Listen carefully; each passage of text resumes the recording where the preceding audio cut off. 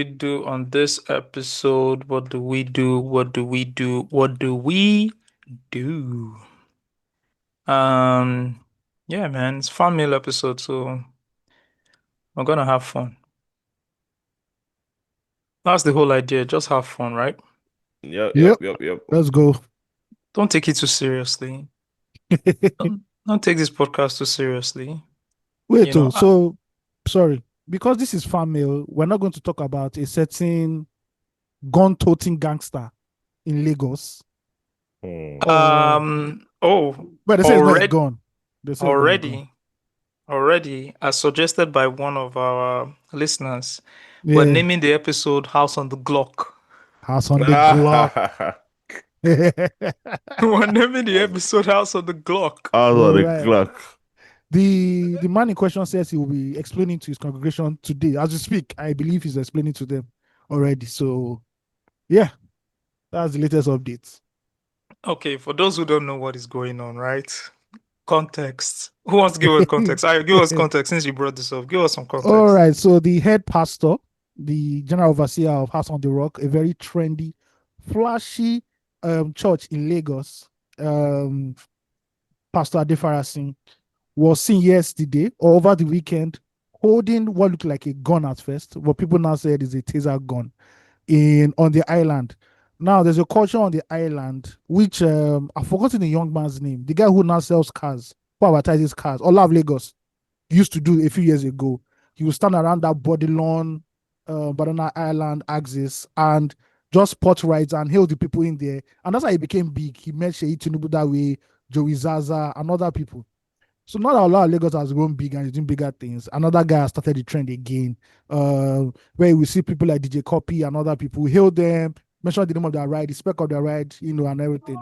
So lo and behold, a very wonderful flashy car was passing, and he was hailing the car. I'm like, oh, and obviously wanted to see what's inside, and the window wound down, and who else but Pastor Paula De Farasi, convener of the biggest gospel music concerts in Africa, the experience. And the man wasn't looking very, very gentlemanly. He was looking very, very aggressive. And in his hand was a taser gun. And he said some, things to the young man and zoomed off. And lo and behold, not lo and behold, there was a controversy yet again because it seems that our dear pastor has road rage. A year or 2 years ago, it was alleged that he wanted to whoop somebody's ass in traffic in Lagos just after the Lekki Ikoyi toll gates, Lekki toll gates. And here we are again, once again, a man of the cloth has been seen holding an ammunition in Lagos. And whether it's a taser gun or a gun, I learned 2 weeks ago that even tasers are illegal for citizens to hold. So we would love to hear the pastor's explanation. Thank you very much for that breakdown. Yeah.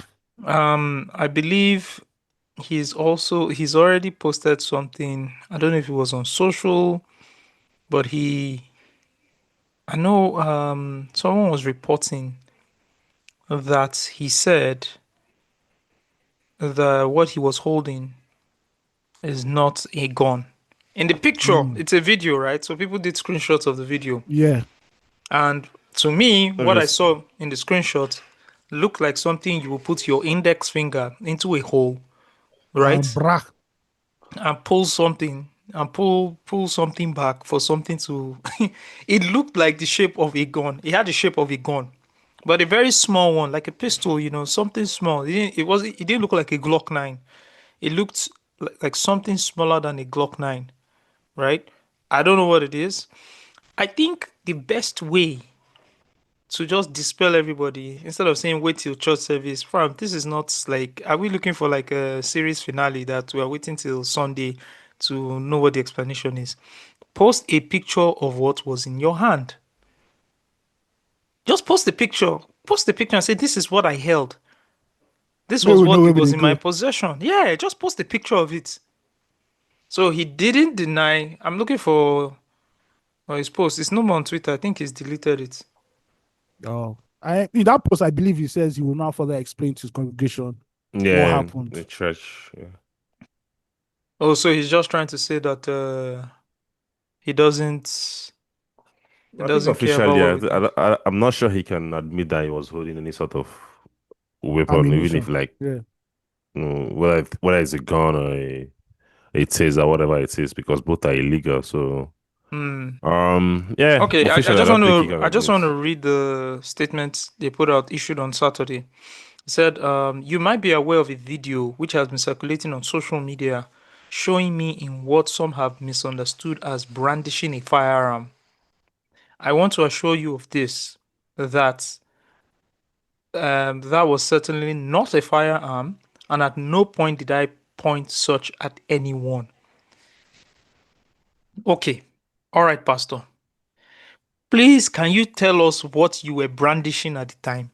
What was in And Yeah, your hand? What was in your that's what he's going possession? to Can you? explain in church. yes, you let go church, go explain them now. He's going back to the house of the Lord to go and explain it. What's the time Uh-huh. now? He It's should now have done that o'clock. now. Nine. Yeah. Okay, okay. Let's wait like 2 hours more. Yeah. Trust our My bloggers, they'll bring it out. my point is, if you could put out this statement, right, explaining that we've misunderstood what you were holding, why can't you just tell us what you were holding? I know the answer, Osagie. I know the answer. I know the answer. I know why he did it. I know why he Why? did it. He wants to reveal it in a safe space. Social media is not a safe space for him. He wants to go to his house. He wants to go to the house on the rock to explain. That's where his safe space is. Yeah, I don't understand though. If you had this much energy to put out a statement saying that people have misunderstood what you were holding and you were not brandishing a firearm, can you just tell us what you were holding or post a picture of it and everybody will move on? I don't know. Yeah, I don't know. Let's Well, wait. This, Don't worry. this is not the energy I even wanted to start this podcast with, honestly. okay. No, since I you wanted said us farm to, mail, I just said, okay, let me just throw this one inside before we hit the farm mail. yeah, but even at that, before we even start with the family, like, a couple of other things I want us to touch on. Oh, okay. Yeah, but I think we need to start the show. Let it Let's go. begin. Let's start the show. Are you guys ready to start the show? Obviously. Yeah. Born ready. Lead researcher said he's born ready. Take hands here. Oh, born ready. Oh, born ready. Person wey we dey call make you wake up. So I was born ready. You didn't have to say this now. That was below the belt. That was below the No, belt. I'm telling you, bro. I said I was born ready. We dey call and say, where is Steve? Where is Steve? At least keep it in house. Don't go and disgrace me on the public platform. Come on, man. This in house now. Oh, it's only giants that are Alright. listening now. Awesome. Okay. Are you trying to say our listeners are external? These are only internal invigilators here. I remember when they say external invigilator is coming, everybody will not be running. Hey, external invigilator, where they don't buy bread, they don't buy don't biscuits. Brian, For Donut and Coke. Hey. bro, don't let's even get there. Let's not even talk about that level. External invigilator, where they don't salt. They don't That was salt. you go come strong face. Come strong face. Your first So go one first bad strong guy. face. And now. Yeah. Later. Now only 15-20 minutes in go stay. He go come out. Oh And my guess God. what? He's always doing the theory. You know when it's OBJ, the particle OBJ, this thing. You can see the strong face, but one theory don't reach out more. Fuck you. Eh? The guy go come out. External invigilator. I beg, go and sit down with your external ass. Go and sit down somewhere. Let's start what we have come into the room to do.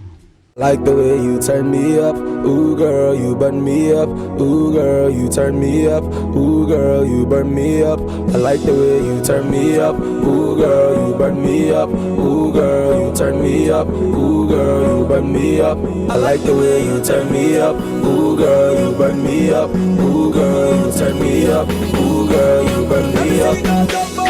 Turn me up, ooh girl, burn me up.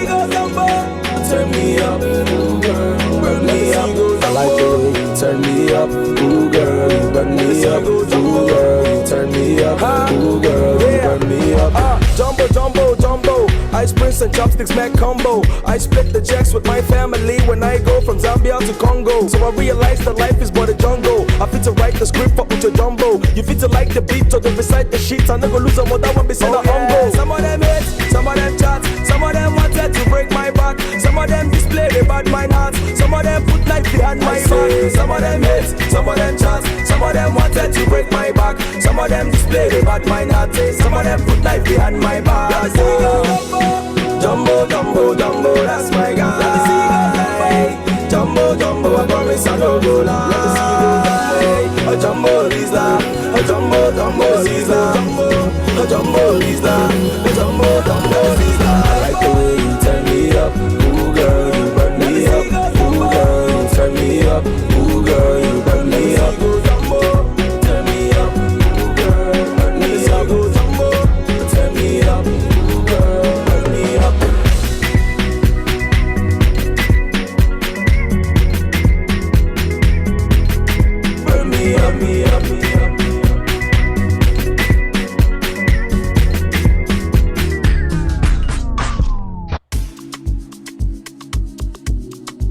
Black shit for life, black shit forever. It's got to be mad. I walk outside, she records to get me with the block.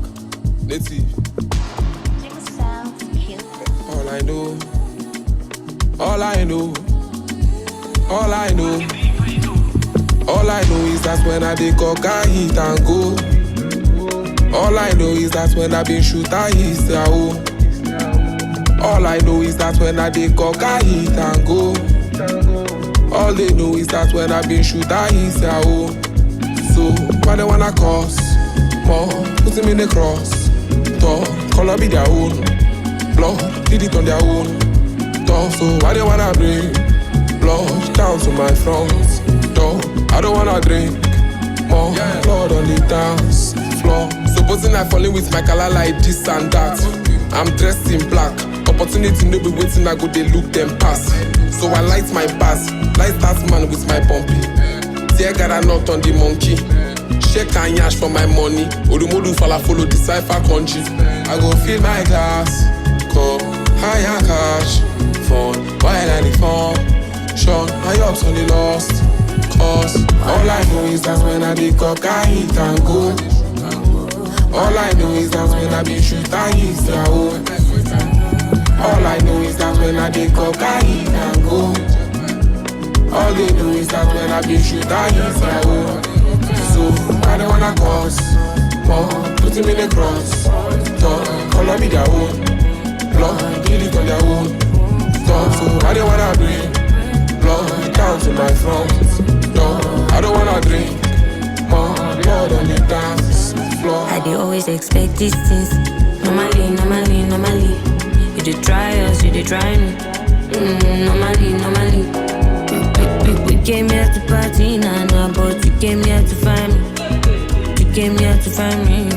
The thing within my mind. I go fill my glass, cup, higher cash, phone, while I the phone. Sean, my ups on the lost. Cause run for your life, they gon' come for your life. And my one true advice, bring a gun to the fight. Let it go, let it go. Kiss the kids and the wife over here, shit get real. If for real, could be bad when it go. I ain't about to guard like a motherfucking hoe. You bring it to my door, I'ma send you to the road. The thing about war, you won't never know. Closure, the windows closed, they be in the back door. And I don't trust nothing but this God-given flow. You buy like a alarm when you pass on dough. They crash out for me, cause I ride for my folks. Take a chance if you want, we gon' dance. all I know is that when I be cock, I hit and go. All I know is that when I be shoot, I hit the hole. All I know is that when I be cock, I hit and go. All they know is that when I be shoot, I hit the hole. So I don't wanna cause more, put him in the cross. Talk, color be their own. Blood, did it on their own. Talk, so I don't wanna bring blood down to my front. Talk, I don't wanna drink more blood on the dance floor. Supposing I go do me makala like this and that. I'm dressed in black. Opportunity no be wasting, I go dey look them pass. So I light my pass, light that man with my pump. Take a run on the monkey. Shake and yash.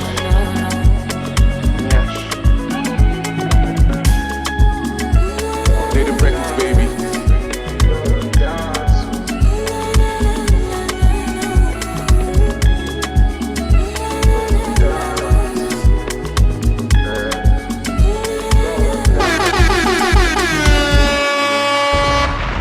You are now listening to Loose Talk. Welcome, welcome, welcome, welcome, and welcome to your favorite podcast in the land. Loose talk, baby. Yep. How you guys are meant to like rile everybody up. You say, yeah, woo, woo, do the whole thing now. So we're not hype man. We don't try our best. Wow. Well, shout out to all the hype men from Mm. Larry D to Dotun to Jimmy to Ahis to the other hype men. Then the Manolo Spanky. Is your hype man now? Who? He's Ahis did some hyping, yeah. Yeah, Ahis it did is some some hyping. hyping. It's not as if it's main thing, but Yeah. if you call him to do it, man, hey, Yeah, can do did it. some hyping. Shout out to Manolo Spanky as well. Who else were the hype men that era? special. Special ed. Yeah, you gotta give it a special ed. Special ed. Yeah, and all the new guys now, that these guys inspired. Yeah. Man, see, you start off doing something in a field that doesn't exist, and everybody looks at you weird, only for a Yeah, few years later to have a lot of people also go down that lane, Yeah. and then they becomes get respected. because I'm an important part of an industry. Yeah, You know, hyping is huge now. Everybody hypes in the club. In fact, that's club culture now. If you don't have a hype man in your club, you're not you're not ready to run a club. You're not moving anything now. Yeah, and it all started with Larry D. Shout out to Larry D. He was at Cool FM at the time, and he's the one that started it with Industry Night. Was the first person where you're just hyping, DJs playing and you're just hyping. It was very weird to do it then. And Jimmy did a fantastic job when Industry Night moved to the African bar at Oriental. Yeah. Jimmy did it. Shout out to that's Matinga as well. Matinga. Matthew Ohio. Just shout out to some people who just who just did a thing, man. Who just kicked off doing things. Yeah, Industry Night. industry Bro, night do you know was industry nights was very pivotal. for like 6 or 7 years? There was an industry night every week on film, every Wednesday. Every Wednesday. Every Wednesday. And Yeah. these are two show up. I remember the Whiskey on, bro. Bro. They had to close the gates at Oriental. You Like know, the whole hotel, they had to shut down the gates because they filled the whole place. It was crazy. even from that pedestrian bridge, you know what that pedestrian bridge that links you to Oriental? Yes. From there, Yeah. hold up already stacked. It Yeah, was crazy. That was one big one. Then the Maven one. The Maven one. The Yeah. Maven one, they had to leave the African bar and pick the bigger Oh, event the bigger center. hall. Yeah, That one Yeah. was huge as well. I remember that one because I actually remember that one because why do I remember? I remember where I remember that one. I fumbled somebody. I fumbled a body. I fumbled a body. See, let me tell you something, man. At all times, young men, young women, believe in yourself. Believe in yourself in a way where hype yourself up a bit. Let me just put it like that. And most times, people see a bigger version of you. And this is let me try and articulate this better. This was one of the things I learned about working in media. You see yourself as a normal guy behind the screen, writing these stories, putting out this content, but people put you on a pedestal that you don't even know exists, right? So I'll tell you this story. Steve knows the story and he even knows this person. She asked me, "Hey man, are you going to be at this event?" I'm like, yeah, I'm gonna be there. This is little old me just thinking, hey man, I'm a writer trying to. How much is my salary? I'm just hustling. Do you understand what I'm saying? I'm still living. I'm probably still living. Where am I even living at this time? Like things are not, grand, but your name is popular and everything is out there. But you're just hustling, man. Your salary is like 90K or less. You're just doing your thing, right? And then you look at this young lady and man, she's like beautiful, hot, everything, right? So at the event, she comes because of me, but me, I didn't give a hoot, like, oh, you're here and everything. So she's just standing beside me. And, in retrospect, I meant to take action, but she's just standing beside me and she now looks at me and, are you going to get me a drink? I'm like, oh, yeah, the bar is there. You can actually go get the drink down there. Because I'm more concerned about I'm more about concerned about. the The story that you're gonna story. get Do you from the event understand? or See, whatever this it about to is. climb the Yeah. stage. I'm looking at all the story angles, and I can't Hey. even focus. I can't even see that someone is actually interested in me that way. Because she said, "You're gonna get me a drink, like, and I'm like, bars down there, man. Let me do my own thing, And yeah, I fumbled it, because yeah, later on I understood how I fumbled it because she kind of explained, not explained, but like let me know, She I gave you a fumbled it, hint. Yeah. yeah, Yeah. and yeah, I ended up with let me leave the story that way. Let me just leave the Life story that way. life lessons. Life lessons. Yeah, yeah, yeah. There's also another one. Ayo says I fumbled it, but I'm like, fumbled it how? Well, Ah you no, tease me on that. Osagie from that one. Oh. I say, ladies and gentlemen, he's paying me because this body is a generational body. I think Generational body. I think at the end of the day is a mind space of where you are at a Oh no particular no no time. no no no no You're not no thinking no no about no no it that no. I'm not way. thinking of that one. Yeah. No, Steve and I, because Steve was there, I was there. They were witnesses to this one, and he paid me. Because our career went left after we won't talk about that. Let's just move on. He paid me. Yeah. Generational body. Generational body. You're a fool, I swear. Oh Anyways, man. man, we just listened to the music. Welcome to the podcast. Let me start off with that. Welcome to Loose Talk. Glad to be speaking with you guys again. Glad to have my guys on the pod again. We do this every Sunday, guys, and I just want to say thank you for showing up. Every week you guys show up, and we're here again. And I know your schedules are busy. Life is life, and everything is happening, but we're here. I feel like this thing is also therapy for us, to be honest. Oh Yeah. yes, After it is. all the long rants we do in the WhatsApp group, it's good to articulate some of them on the podcast here and share it with the world, and all of that.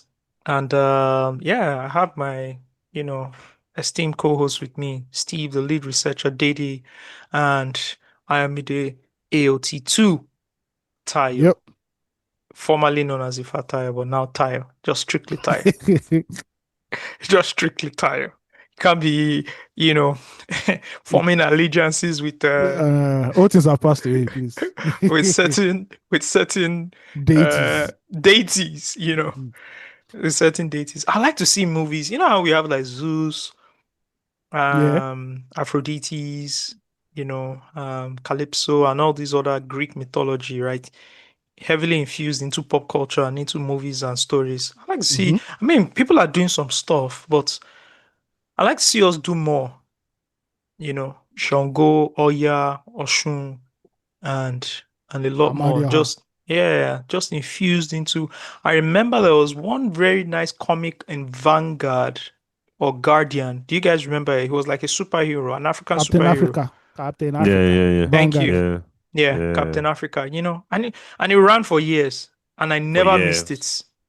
I never missed it. Like read it, read it, read Ult- it. I like to see Ultimately, stuff like that. I Super think Strikers was amazing. And it's still Oh running yeah. till today, by the way. Wonderful. Yeah, it's shocking. I think right now Femi might believe that Nollywood has a storytelling problem, not a finance, not a budget problem, not a money problem, not an Hmm. audience problem. Not It's a a storytelling. not a what will I put it now? Not a production problem in terms of Not a production cameras, like problem. No. it's a It's a storytelling storytelling problem. problem. Yeah, that's just what happens because the stories are there. Bro, there's so many things to explore. So many things. Like, you know. Yeah. But So these producers and writers will tell you that, I mean, the biggest excuse is that, oh, the audience likes a certain type of story.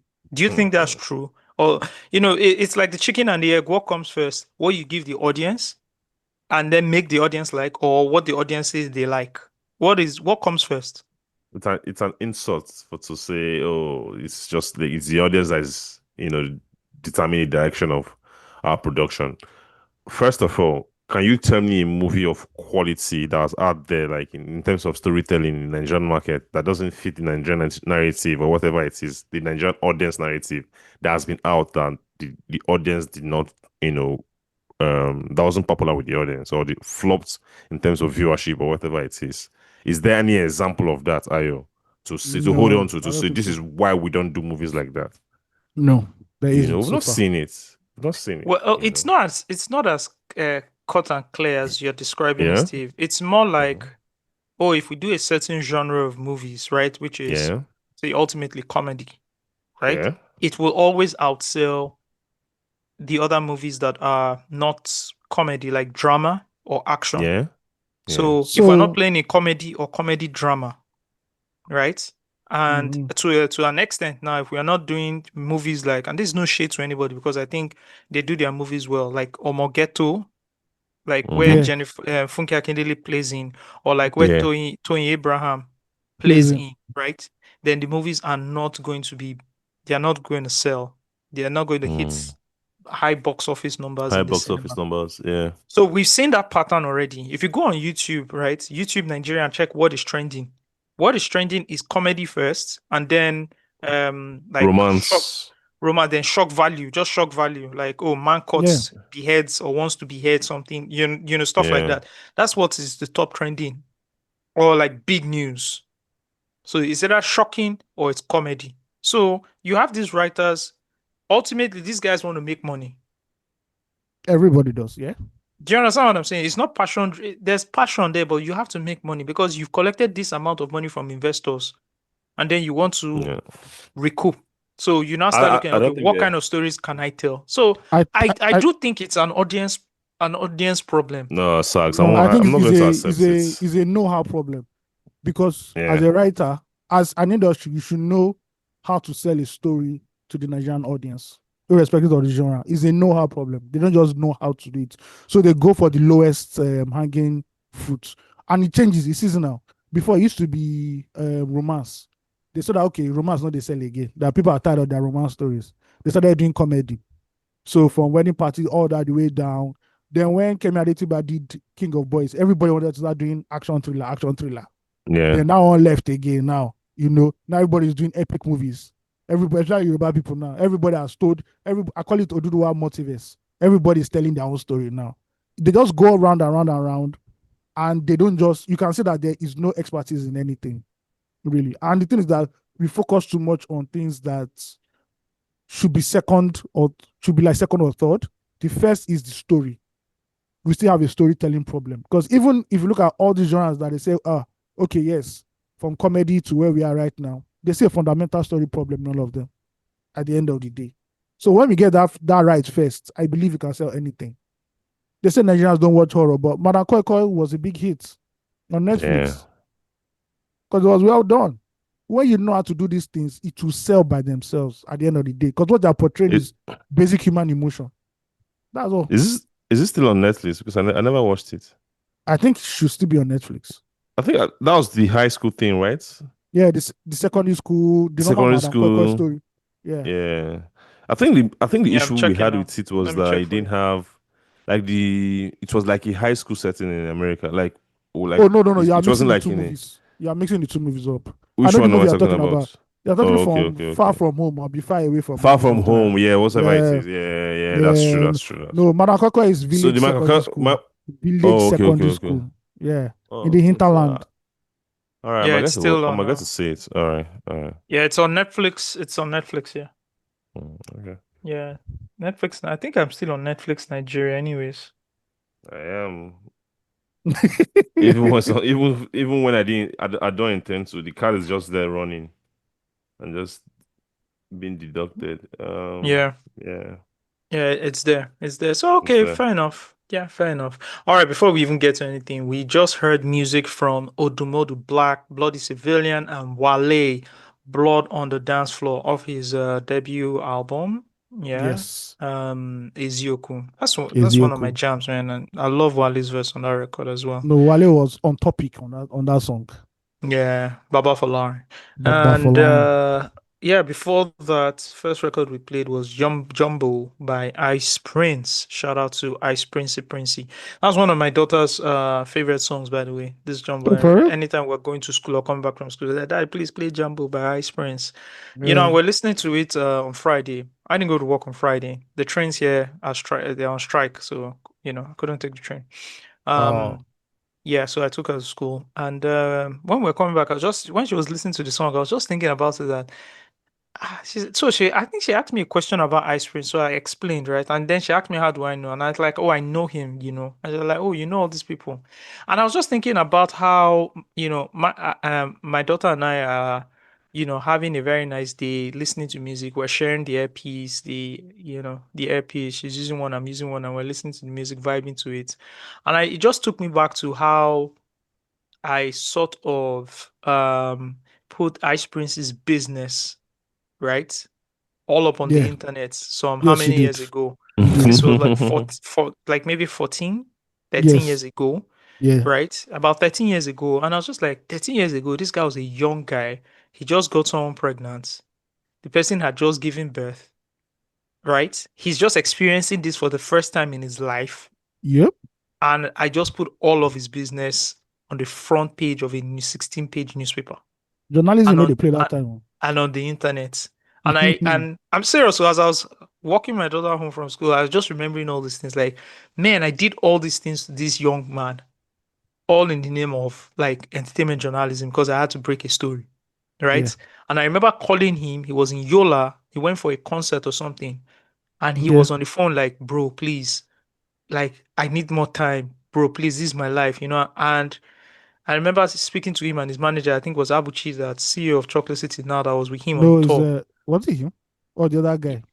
No, Nanle. no, Abuchi, Nanle. Nanle. Thank Yeah, you. Yeah, It's she's Nanle. Nanle Nolly. It can't actually. be Abucha. Abucha is Yeah, Emma. Yeah. yeah, it was Nanle, and I think it was Abuchi. I'm not sure, sha. Anyways, um, I think yeah, Nanle. Nanle was his manager at the time, and Yeah. yeah, talking to him too, and man, I had to just execute the story, You This got what choice. this. Yeah. You got and choice. I'm thinking about it now that man, what a wicked world. Like, I had to just do what I had to do, but I was looking at it from his perspective. Like, I was looking at it like, if I just fathered a child, I'm a superstar. I'm trying to climb up. I don't need this kind of PR right now. You know, was was that not? That was like a heartless thing to do. I was very heartless then. In retrospect, I wouldn't do that again. I'm not sure I would do that again. Yeah. I was just thinking out. That's how Aloud. it was back then, sir. That was the nature of the business back then. Today I don't think anybody would start investigating if somebody has a child somewhere. But it's probably the artist that just announced that he has a kid. Well, I but mean, back things then, have changed now. Things have changed now. bro, Everything has changed now. bro, just have one secret affair like this, bro. Straight up headline. Nobody want to know. I mean, the way you even report things now, everything has changed. Yeah, Like everything has this changed. this statement I was reading from the Cable, where Pastor Paul, gave a statement. Yeah. The Cable reported it, right? And they put it out on X, on Twitter. Someone actually posted a comment under the Cable's post saying, "Didn't see you guys post the news about the circulating video, but very quick to publish his flimsy dismissal. Brown envelope journalism." While I don't Wow. think this is brown envelope journalism in any way, right? But it's interesting how media is right now. Like, so Cable didn't. No, I can't confirm this, but I didn't see any report from them earlier. I can double check as we're speaking, but I don't think they posted the original reports, right? Yeah. Yeah. And would you like blame the Cable for not posting it? It's just Yes, media monitoring yes, sometimes. there's a Just media lot It's just going monitoring. on. there's a lot going on. Yeah. Yeah. There's a lot And going also on. it seems that like Cable's SEO is really good, like internationally. It's just funny that when you check the story down there, the first one that came up, right? hmm It's same thing here. Like most Nigerian stories I just Google is always Yeah, Cable cable is first. strong. Yeah. Cable is Yeah, really good. Cable is first. Yeah, Cable is I And they first. think do they good have a very they good do digital team. yeah, I and they think do good so. journalism too, actually. Yeah, Yeah. they try. I think for me in Nigeria, number one is Cable, the Cable. It has to be. I just like Yeah. the way they report. Yeah, I I like think number one cable. before used to be Premium Times, but Oh yeah, now yes. like you can tell that the Cable has invested a lot in like editorial practices. Yeah. It has I mean, into our actually. guy into Jude the is team. there, Yeah, Jude is and Mm-hmm. there. Kolapo Yeah, is there as well. You have Yeah, the like as editor. Yeah. yeah, some really good guys who have been Ayo, training. do you know Kolakbo? Like, are you guys? Uh-uh. Mm, We work oh, together now. okay. Where? Yeah. Uh-uh. After I left Pulse now, where do you think I met you? Oh, that's true. That's true. Yeah, That's cool true. guy, cool That's Yeah. true. guy. That's true. Yeah. Kolapo, 100, 10 over 10 guy. Yeah. 10 over 10 guy. So which, leads me to my point, which we've talked about. We need more citizen journalism. That's what we need. We just need more local journalism and citizen journalism, I know they're a bit different, right? Local journalism would be how do you localize each local government to have their own media outlets, whether Media, Yeah. absolutely, digital or yeah. local, right? Mhm. Whether you're distributing pamphlets or you're buying, or just local journalism. Like I would like to see something like the Lekki, The Lekki the, Times, yeah, the Lucky Lekki times, whatever Times or it the is. Lekki Yeah. Speaker or whatever, right? Ikeja And it's Observer. just yes, and it's everything happening in Lekki. And again, it doesn't need to be all negative and Just all the controversial. updates in your environment, what's Yeah. happening, In your area. government Yeah. initiative, local government Yes. elections, Some you know. classified stuff as well, Yeah. and all of that. While we need that, I also think we need citizen journalism. I've been following a guy called, or a platform called Objective Media, Objective without an I. Oh, I think I saw He's them yesterday. the guy who runs it was the one who visited the 30 The kilometer coastal supposed road. The Coastal 30 Road. kilometer coastal road that was recently commissioned by the president of Nigeria, and Yeah, did a His whole Excellency. breakdown, like did a video breaking down how the road that has been commissioned And wasn't even up to, celebrated. yeah, wasn't even up to 30 kilometers. Did a Mm. So proper break. And you know why I like the breakdown he did? I thought the guy, honestly, when I watched the video, I thought the guy works in like real estate and road construction. I just thought it was just an ordinary citizen. Do you understand? That's what I even thought it was, that, oh, this guy, because the way he broke down the whole thing, I feel like he probably worked for a company that does road construction. He was well versed in everything, in the way he was breaking it down. I also even thought the guy was living in the area because he named all the neighborhoods and the regions. It was Mm-hmm. well done. I watched that video, and then Reno Mockery, sorry, Reno Mockery rather, then debunked, tried to debunk and dispute what he was saying, and then the guy did a follow up video saying that Reno Mockery couldn't have been standing at the completion of the 30 kilometers because that's where he's standing right now. And then there was video, there was breakdown and everything. And for me, I'm just like, this is what citizen journalism is. And then I discovered the page on Twitter, and then this objective media, they've been doing like lots of content, from police Mm. harassing people to extortion rings to like different kind of content. And to me, this is what you need. This is how you can actually hold people accountable. Yeah. Like what Scott Iguma is doing as well with real estate, you know, what this guy is so doing. the thing is why these things have like the advantages, like the things that you mentioned, is really, really very good. But also the main problem with citizen journalism is it's just them not having a lot of context into what they are reporting about. Like, so we the purpose and the, how do I put it? Like, for them coming out to have a platform to put these things in the limelight is really important.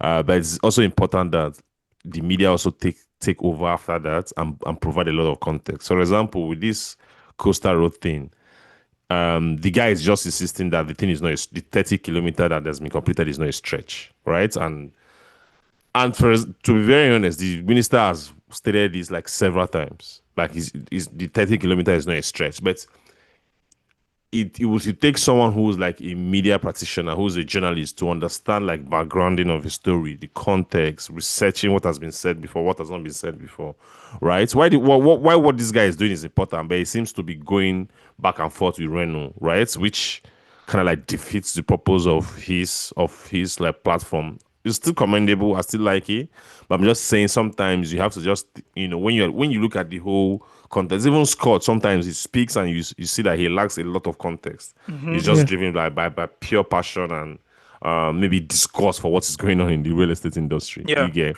Yeah, so while it's important, we also know like the drawbacks for citizen journalism. That's why you need like really credible media industry to always come to like steer people in the right direction in terms of providing context, providing the right background, to make everybody understand what's going on.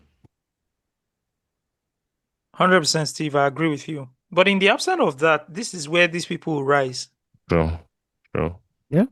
If you had Did- a credible platform that had come to cover this story and given us a breakdown of how 30 Yeah, kilometers was built. You wouldn't need true, this gentleman. Like this gentleman's video wouldn't even go viral because someone has then true. done a more A elaborate proper, story yeah. on the whole thing. But in the absence of Oh, that, this is what is going to happen. yeah. And Yeah. I was thinking of, because I was reading when I was reading about this the coastal road thing. And I see the major problem that we have with the media right now is that they just love reporting and just going on. Oh, David Omai says this, that, they move on. Reporting press releases. The next Mm. story, Tinubu commissions this road, they move on.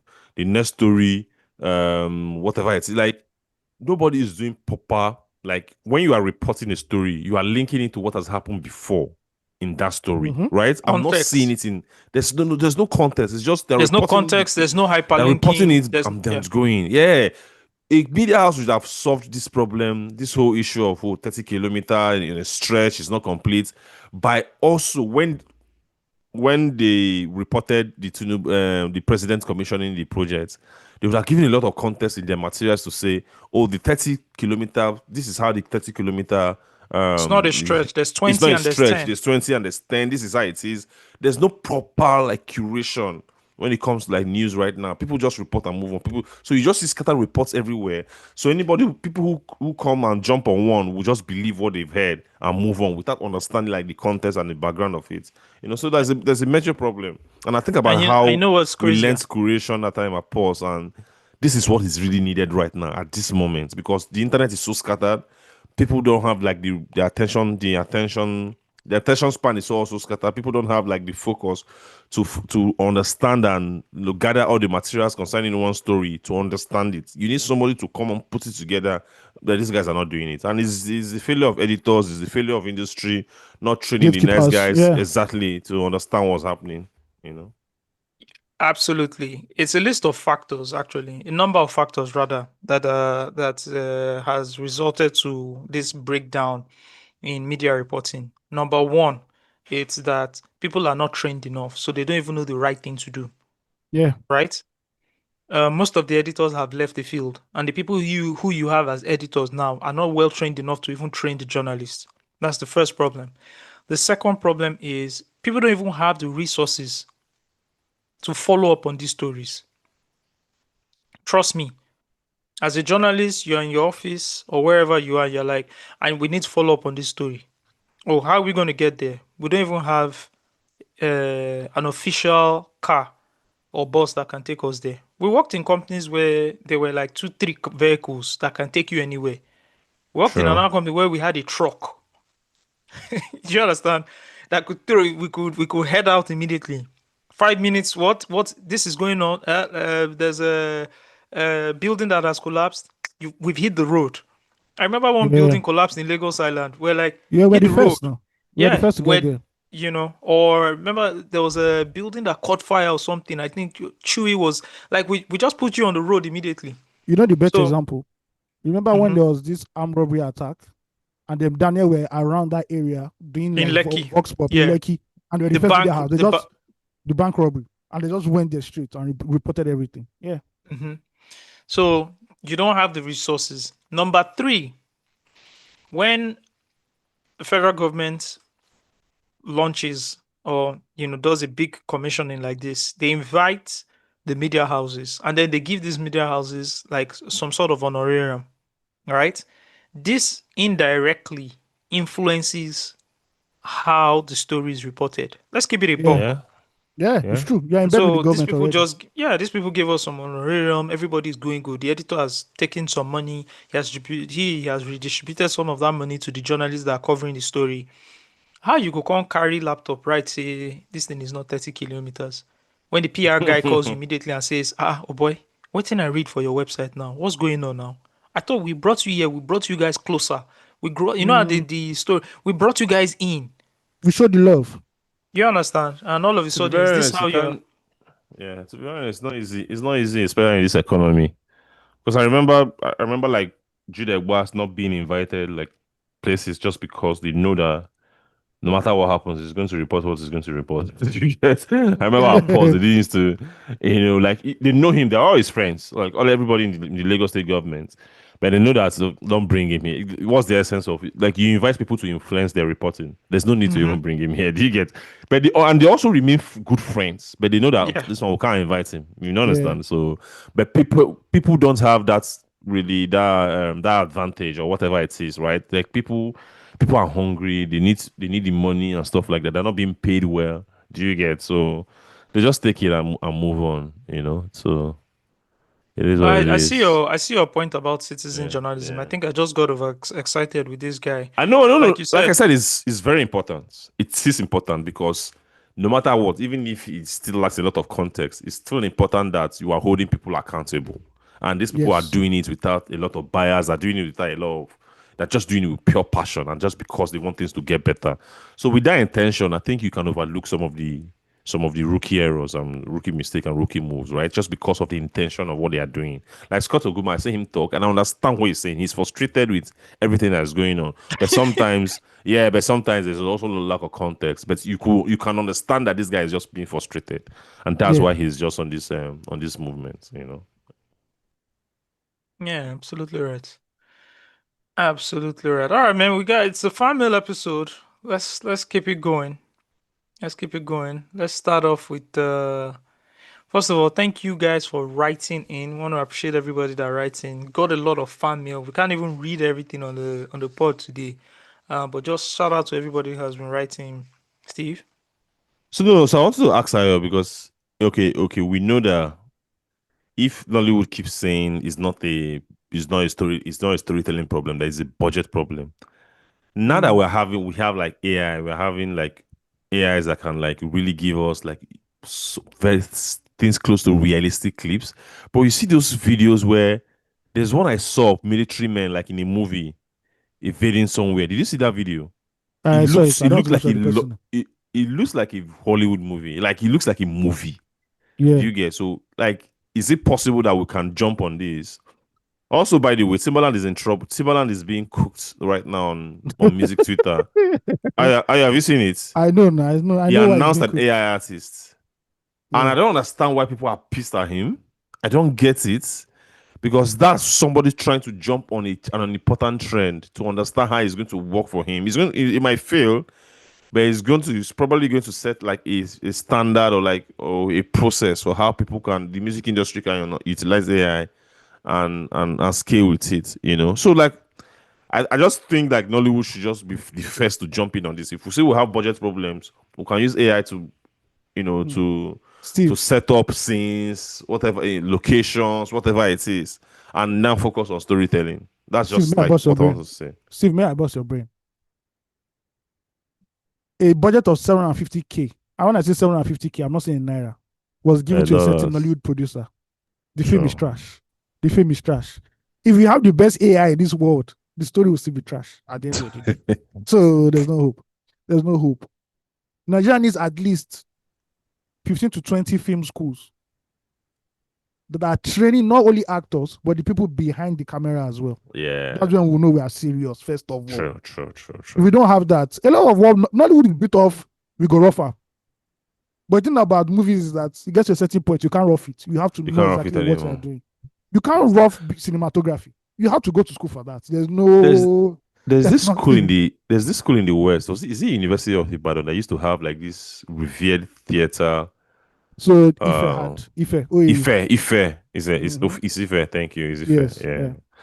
I wonder why we can't just utilize something like that. And Well, bro, Nigeria wahala too It's the much. Nigerian factor now. So sorry for cutting you short. I just want to let that out, man. No, absolutely. See, I even have to I have a follow up on what you're saying, right? Yeah. I think we underestimate the power of education. A lot. A lot. A lot, you know, A a lot, lot. yeah, it's So when true. you're talking about like film school, these people we see in Hollywood, right? From the Ryan Coogler to all these guys, right? To the Chadwick Boseman, Bosmas. or like Toyle Anani will say Chad Boswick, Chad Bosick, right? Rest in peace, Chadwick Boseman. My guy. Um, a lot of these people went to schools and are properly trained. I think we're very comfortable with winging it in Nigeria. and we're winging it because we don't have access to these resources or these types of education, but we need to keep things going. And then we often get praise for that, right? We have like audio Resilience. engineers who didn't go to audio engineering school. Bro, I told you I was hanging out with Odusi somewhere in Amsterdam, and one of his beat makers, right, Yeah, is schooling in an audio engineering School. school here in Amsterdam. 2 years, audio engineering. We sat in the studio, and I was just like, wow. The guy came all the way from yeah, Paris. Is schooling here. 2 years audio engineering. When that guy is done with 2 years of audio engineering, bro. Self-learning is good, or winging it is good, but when you pass through the system that teaches you a Bro, something, proper bro, system, a proper your system. levels, bro, you can't compare those It's a levels. Yeah. different conversation. And so when you see people come, Nigerians who school in the diaspora, spent like 8 years, maybe or 6 years, BSc and an MBA, and they come back to Nigeria and then get a job or get accepted into a company and then are promoted over you. It's not because they spend time outside of the country and or they're they speak discriminating. Yeah. really nice English and that's why the CEO likes them. It is because they have a level of experience that you don't have, and the level of education that they have gone through is a bit different from what you have experienced, even though you might have like on ground experience. And it was something for me to also learn and understand, right? And I Sure. did. And it's the same thing. So you have all these people who haven't gone to proper film schools, but have been winging it and have been doing well. But you find out that there's a ceiling and you can't go beyond that You ceiling can't because crack there are it. just some things you don't know. I saw a conversation on Twitter recently where they were saying, "Oh, Nigerian producers are better than foreign producers," right? And I Yeah. was just laughing because there is nobody from Nigeria that is better than Mike Dean. Nobody. Yeah. If you understand what I'm saying, like Burna was done with his album, they had to go and give it to Mike Dean to finish it. Yeah. The Twice as Tall album. Like when they were done, they handed it over to Mike Dean. Okay, I Yeah. got it from here.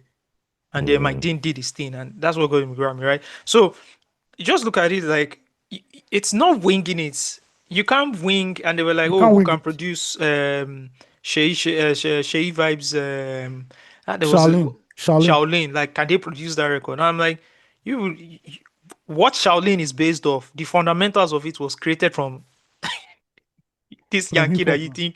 that you Yeah. think you can make Yeah. music. You just talked about Timbaland and all of that. Timbaland is who made Fruity Loops what Fruity Loops is today, where Yep. everybody started using Fruity Loops. Fruity Loops Yeah. 3 that we all Like used, try right? He again. made most Remember of try again. Alia's Mm-hmm. album of Fruity Loops 3. So by discovering these new things, like I've told you guys, I've told people, embrace technology. This whole thing of AI, music, and guys, embrace technology and see how you can utilize it. Me, I'm on my dystopian-ish, and I've told you we're all going to work for AI because AI is the next evolution after man. I think Yep. it is highly arrogant to think that man is the final evolution. We are not the final evolution. Artificial intelligence is the next evolution after man, and we will work for it. Just like I mean, the gorillas and the apes and everything work for us. It is the same thing, but I that's a different conversation. but guess what? It's like only if there was a movie that told us that the next evolution will be artificial intelligence and we'll be all locked in a matrix. Keyword matrix. You like them now, I know they watch Matrix. Now the action, now they look. And I know they listen to the dialogue part. That's my problem. Also, the Nigerian audience needs to understand dialogue. Dialogue in movies. But I don't blame you people. It's what you've been fed at the end of the day. So yeah. So going back to what Osagie said, education is very important, especially in film schools. Funny enough, you can be a director and not go to film school. It's very possible. But you see, there's some key aspects in filmmaking. They're not born you well. Acting, you go school of drama. There's no way. You can't be a sound engineer on a film set and not go to school of audio. It's impossible. I watched Sinners the other day again. Bro, the fear that grips in that movie is not with the acting or even the vampires. It's the way they're tweaking the sound. The way the sound will just come like, bro, this is another level now. This is another level of doing films. But in Nigeria, we go rough and we go rough and we go rough. You can't rough it that way. Hollywood is just looking at you people and laughing at the end of the day. This Then where brings guy me will come here to and tell you people will not listen. Please go on. yeah, they were not happening. Anyways, Sorry, this who? John Boyega. Oh, so speaking of John Boyega, even before then, he said he wanted to shoot that his Nigerian movie. I mean that movie that has robots in the Pacific Rim. Yeah. He said, but the problem is that in Nigeria we can't use a Nigerian crew. That you people don't have it yet. That the best they can do for you is to they'll bring out some of you guys. You will not shadow the white people and not be learning on the job. That is not just possible yet. And he also spoke about the ego and the corruption in the Nigerian movie industry later on. And I think the problem we have is that, again, just like everything in Nigeria, right? And this is very funny because now I'm going to even link it to infrastructure.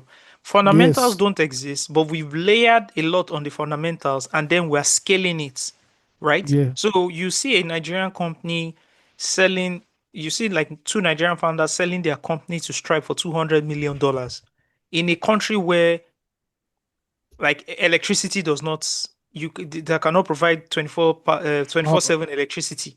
Do you Yeah. understand? So we've layered on the absence of fundamentals, we've layered success on it. So we're in a delirious state where we are seeing success happen, right? People want to double down on AI, but we don't have electricity to power data centers. Yes. Yeah. You know, but you see success stories. So Yeah. it's quite confusing and it's a state of dilemma. But you can just see that if some of these infrastructure are fixed, scale can even double or triple.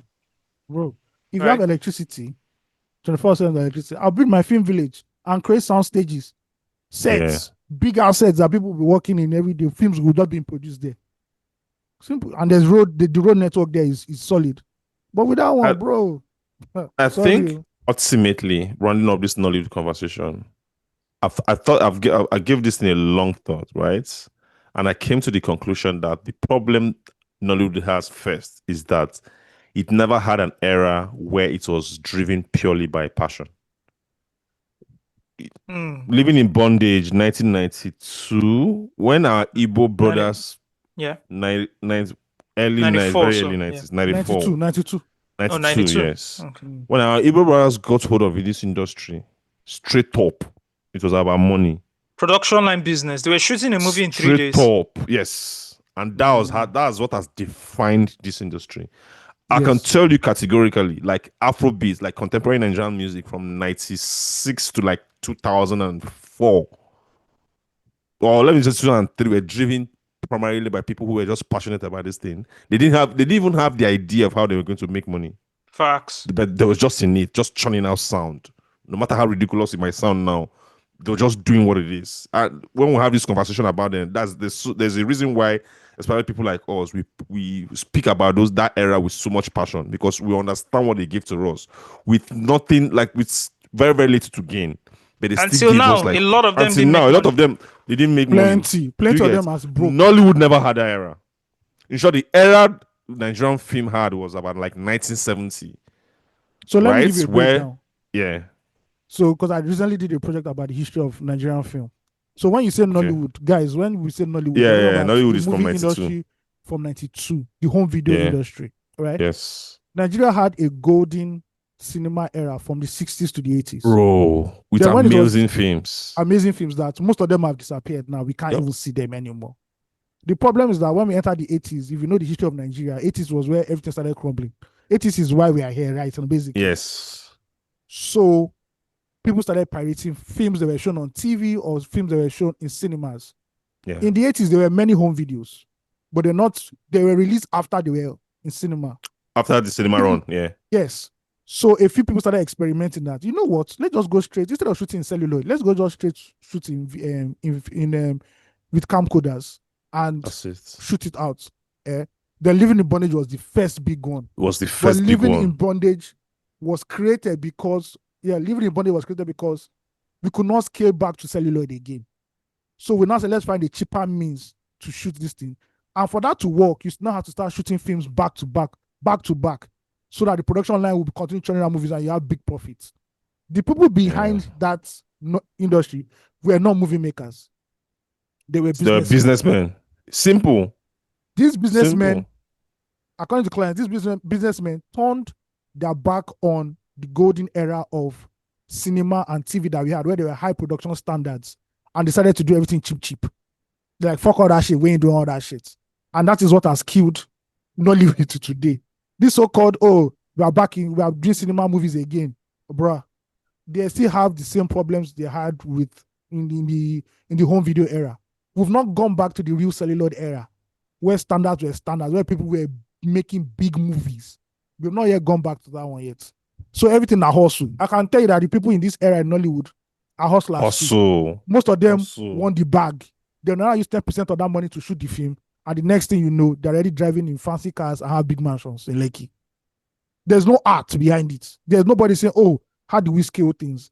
Okay, people who are behind the camera, do they have a union? Who will protect their rights? Where are the royalties for them? All that. No, that's not what we have now is not an industry. Now we just have a bunch of hustlers running around. What about this whole YouTube thing? People shooting direct to YouTube now. It's the money now. That's It's home video. hustle, That's it's the new home video. business. That's the new home video now. Yes, they just took a big page joy. You don't want all those places out of the equation.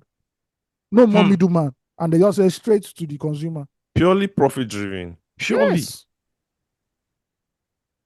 I like to see the breakdown of, financially of shooting one YouTube video. Like the Omoni Oboli movie now. How much did Bam Bam get paid? How much did the lead actor get paid? I want to know how much one of those videos cost. How many millions that video, just that movie costs, and how much is made back. Let me even check how many views that video And there's has a lot now. of diaspora clicks, so it will make a lot of money. Yeah. You know? A lot of diaspora people. What's the name of the movie? Bro, I can't remember.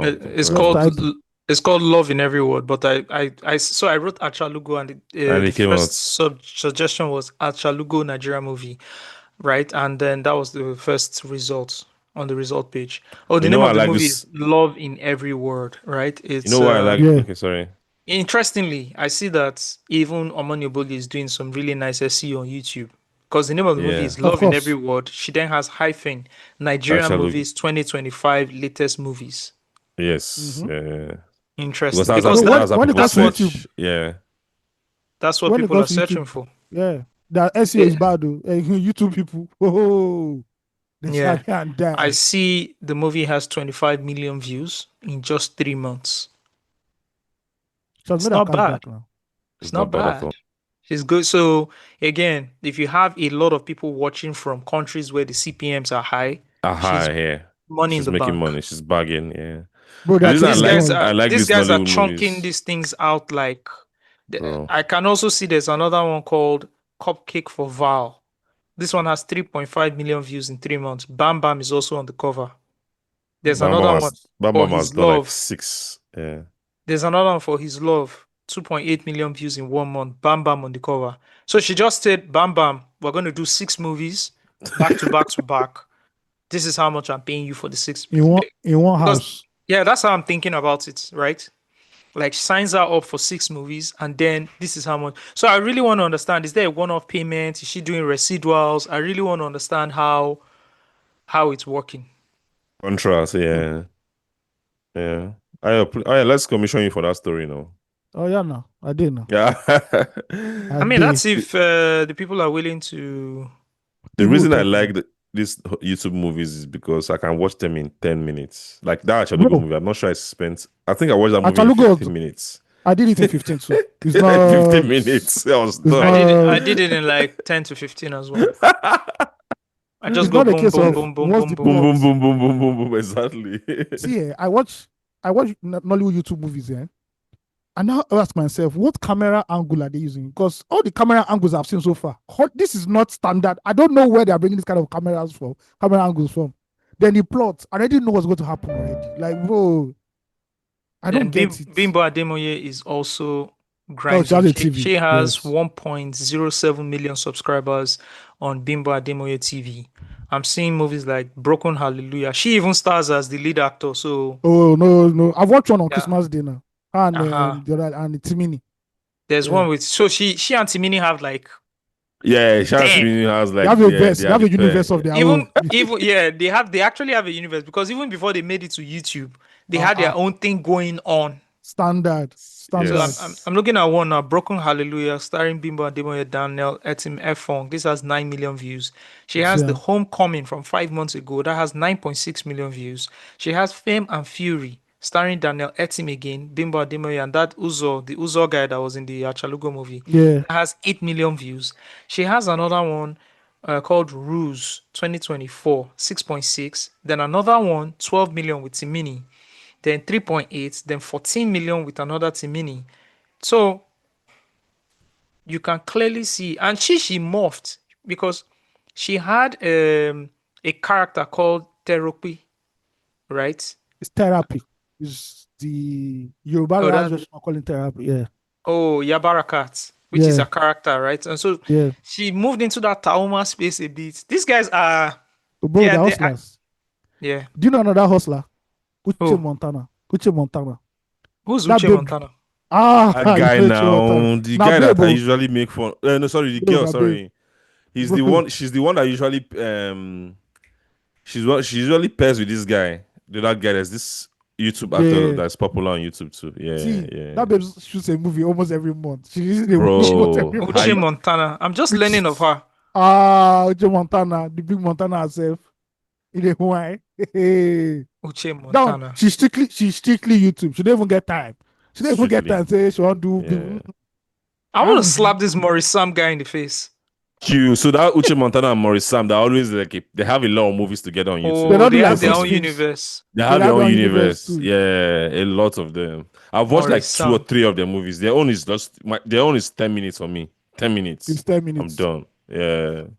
So the thing here is that Maurice Sam will just look at it and clock it that why am I going to go into this space where I have to lobby Ebony Live or lobby this person to be nice with this Or person do and nice with that yeah, person Or to do get a auditions. lobby a marketer. Yeah. yeah, when I can just link up with Uche Montana here and shoot 10 movies in 2 months. Bro, Finish. Nollywood was crazy. Oh. Marketers were doing films, were calling directors to say, "Put Genevieve, put G-Mike, Yes, now. like Yes, Bro, now. bro, this bro. is wild." I It just is thought about crazy. it. It is crazy. Bro. Remember the G7. Yes, they G8 and banned, G7. They bro. banned them now. When Come they've on, got too man. big, they ban them. Marketers Marketers. Oh, will not what are they market called this again? movie. Is There's it nothing the like G8 or artistic direction. There's nothing What like is no. say God. give me Genevieve and Ramsey Oh, boy, Noah. Igbo people. Ramsey I Noah. think A film. my conclusion is Igbo people ruined Nollywood. That's Nigerian. Igbo people ruined Nigerian film. That's it. That's the only way I can. That's the conclusion I've come to. You know. I'm Oh, trying to read where this G something is. Maybe it's on Genevieve's page. Not Motola. Only if Motola took it off her page. I think it's on Genevieve's page. I want What's to read that? just the Google it the now. the era where um Nigerian actors were banned from shooting Okay, movies. okay, okay. Yeah. I'm trying to read it. Check the Wikipedia. It's they've taken it off. I think it was on Omotola's page I and saw it on Google one. I did a Google search and I saw the link somewhere. okay, let me just find it now and read for just listeners. I don't know that some people were banned back in the day because they were too Yeah, big. fantastic. Oh, Paul's even did a who wrote this story? It's Paul probably switch Ayo. here. It's probably Ayo that wrote the story. Let me Is check. that me or Chiduga? Yeah, it's opening, sure. I think it's But yeah, Chiduga. in 2004, they called them the G8s. Thank you. Yeah, it was Chidunga. Shout out Chidunga Zuzu that wrote this story. They were called the G8s, popularly called the G8, 13 years ago in September 2004. Well, not 13 years ago. That's 21 years ago now. Yeah. Omotola Jalade, Ekende, Richard Mufedamijo, Genevieve Inaji, Emeka Ike, Ramsey Noah, Nkemewo, and Stella Damascus and Jim Ike were banned from, like, film marketers decided to ban them. That's how influential film marketers were in Nigeria, Well, right? that's wild. It's crazy. It all started in the early 2000s when most Nollywood actors started preferring market distributors to independent producers. They felt shooting with marketers guaranteed them steady jobs compared to independents like us, who they felt added no value to their career. Charles Novia wrote in his book, Nollywood Till November, Memoirs of a Nollywood Insider. Marketers paid fees into actors' accounts even before negotiations. As a result of this, most actors had a backlog of productions to deliver on. Indiscipline from the actor had a demoralizing effect on general production, even when the marketers who created these monsters were affected, Novia says. In a bid to curb this, the marketers decided to ban these actors from starring in a movie for 1 year. This decision shook the industry, infuriated loyal fans, and birthed a new generation of actors. Months after the ban, other talented actors took over DVD jackets. Actors like Inse Ikpe Etim, Desmond Elliott, Majid Michael, Mike Ezuronye, Uche Jumbo, and Mercy Johnson had ample opportunity to thrive and in turn become household names. The ban on the A-list actors helped bring a new crop of Nollywood stars. Many of them are still relevant till today. You could say the ban also served to bring in new blood into the movie scene. Following the ban, Genevieve, Omotola, and J-Mike went on to become musicians. This is true. They all went on Yeah. to drop their They debut all albums. released albums. Yeah. Yeah. Yeah. Genevieve went and dropped the One Logo Logo line. One logo line. Omotola went and dropped Bar. And J-Mike, I can't remember the name of J-Mike's Oh, album. I just remember the lead single with Two-Face. With- That's all. Two-Face. Two-Face will always be involved in something. Steve, that's trauma. That's trauma, man. But if you look at it, it's crazy, right? They say, you know what, I'm banned for 1 year. Might as well make music. And they went ahead and And they went ahead and made Bro, music. these people were famous. Household Too much, household too popular. famous. Do you know Anything they how touch- famous it is that you can just pivot into music and say, I'm going to run this game too? Oh, bro. And Genevieve and Omotola had like record labels. Like they had like record deals. Bro. If I could remember. Genevieve had a yeah. record deal, yeah. Yeah, Genevieve had a record deal. Yeah. Yeah. I think Fam. something Ghana connected. It was like Yeah, it's Ghana Yeah. connected. Yeah, there's a Ghana connected. yeah. Omotola No, but got Genevieve, I But think Genevieve who released the album. Genevieve and Sorry, Omotola who had the like Genevieve- most popular song? we'll get there. But I think Genevieve Okay. released the album on West Side Music. No? was it Thank Westside you. Music? I think it's Westside. I think it's Westside. Yeah. I think it's Westside. Yeah. I know that it was Westside. paid for, sure. It was really they dropped the bag for her. Yes. Yeah. I'm trying to look for the song so you guys can hear how these beautiful women were just singing off key. All of them. Because all three albums, I like the Omotola album, Sha. I won't let Yeah, you. Omotola own is Bro, better. you Omotola's know album why? is the She best had because she had OJT, like the man. most industry. Yeah, thank you. You know easy. man. Jiga helped get- on the Jiga, album. For her to Jiga. get Giga on the album. Almost we don't True. pay now. Yeah, Jiga helped on the album. You're right. I'm going to look for it by the way as we're talking. But yeah, J-Mike's album was horrible. And you know, Horrible. It's the worst You know- album. It's the worst. Yeah. back then, right? It's so funny that back then you just need to do a whole album. Like nobody was doing singles. They would just go and do a whole like they would just Because you have to time market do a it. whole You album. can't market a single now. You have to market the physical product. This was the True. album. What do you market I want to do with single? Facts. What do you want to do with one song? With All right, one let's song. listen. Let's quickly listen to which one do you guys want to listen to? I like Is- dance. You guys like Bro, Niger Lower. Let's listen to the. No, which one are you playing? Is it Genevieve? I'm listening to Is it no, Omotola Zone? This is Omotola Zone. Which one do you like? Do you want us sing? Do you want us singing off key? Off key. I can play that one. It's Honey Boy. No, just play The one she back. wrote for Just her play. husband. No, just play Najalo. Okay, let me play it back for you guys. All right. Shout out to OJB. It's another party. Everyone is feeling high. We are just beginning to feel this party out. So now let's get it started. Najaloa, Kilo Shele, Najaloa, Kilo Shele, Najaloa. It was a jam. It's another party. The music's getting loud. Some guys are feeling naughty. This place is getting hot. Najaloa, Kilo Shele, Najaloa, Kilo Shele, Najaloa. Hit me. Let's get this party started. Best rapper alive. 6-0. I'm about to jump on this one. Shout out to 6-0. I know you with me. Let's go. Parties jumping, speakers pumping, Niger style, hold up something. Ain't trying to drink Bacardi and Coke. I'm trying to drink beer and roll up smoke. Puff, puff, pass, please don't joke. Being funny's money, it ain't no joke. Comedians for Niger, they jump money pass us well. Back to the lecture at hand. Can't get in the club with less than $1,000. Big fat booties, juicy titties. I'm trying to stay alive like BG. I beg, Omotola, please don't kill me. Man, I love this groove. Naija ló wà, kí ló ń ṣẹlẹ̀? Naija ló wà, kí ló ń ṣẹlẹ̀? All right, man. Let's just quickly listen to Honey Boy. I found Arasta's next single. Just cover this and kill it. That's all. This is one of my favorite songs. I love this record. Don't go, baby boy, knowing everything is gonna be alright. You know me, honey boy, I'm gonna be with you at all times, honey boy. Yeah. 'Cause you're my honey boy. You are my honey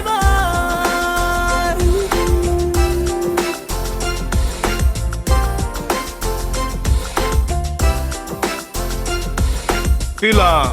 What they saying to you? You look like you don't care, but then you look like you're hurting. It sounds like the Cranberries. Hey, but why do you look like what they say is true?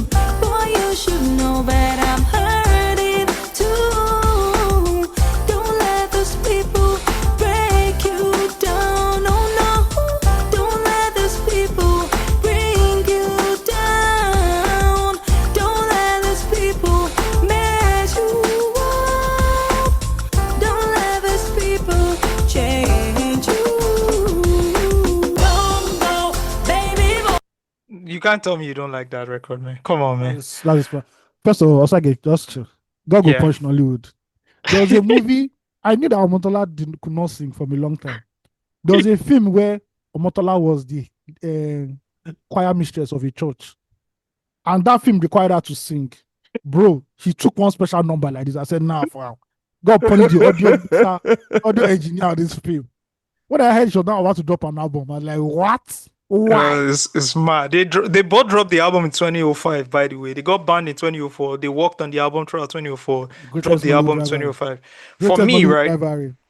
Yeah, greatest, because both of them say, back to back. Like the rivalry was always there, even when It they was moved always to there. music.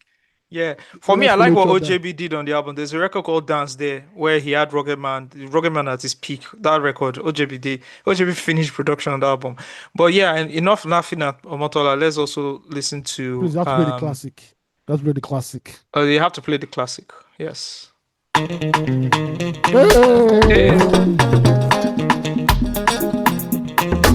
Come on.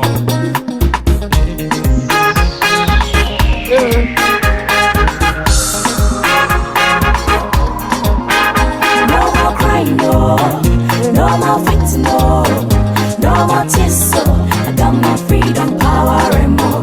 No more crying, no. No more fighting, no. No more tears, so I got my freedom, power, and more.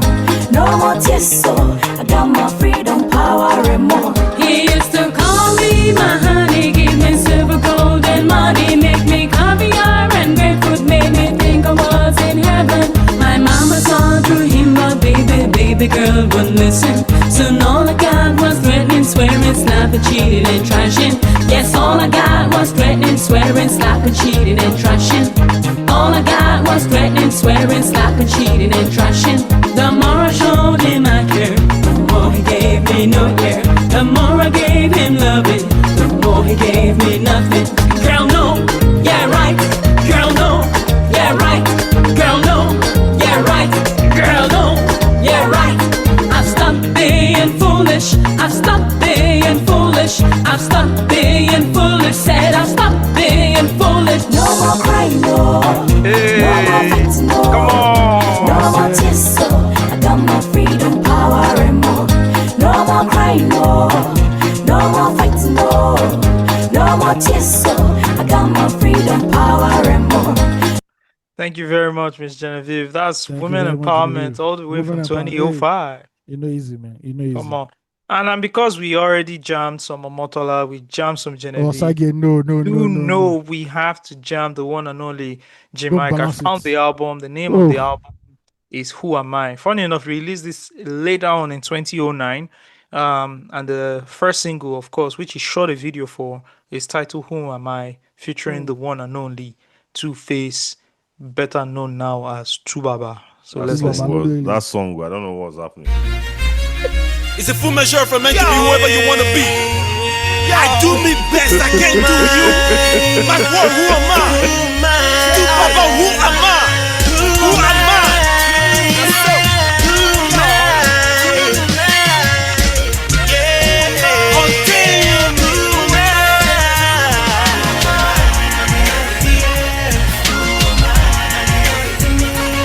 We're gonna feel out.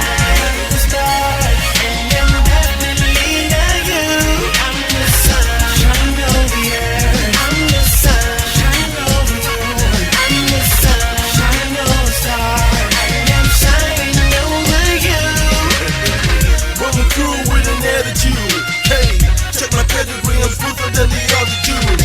J.I. If you wanna do, please stop what you're doing, stand still as I'm making move. It's a king, I've been portrayed. I'm the dawn of the dawn, so it's done when I say it's done.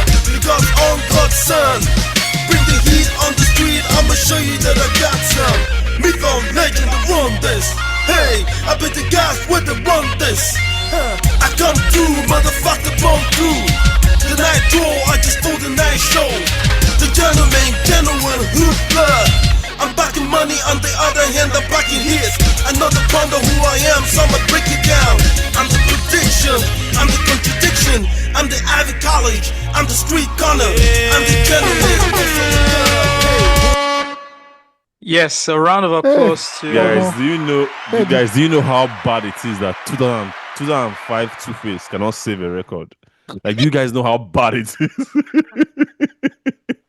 Just to give you context where musical landscape was in hip hop, Jay-Z dropped the Blueprint 3 in 2009.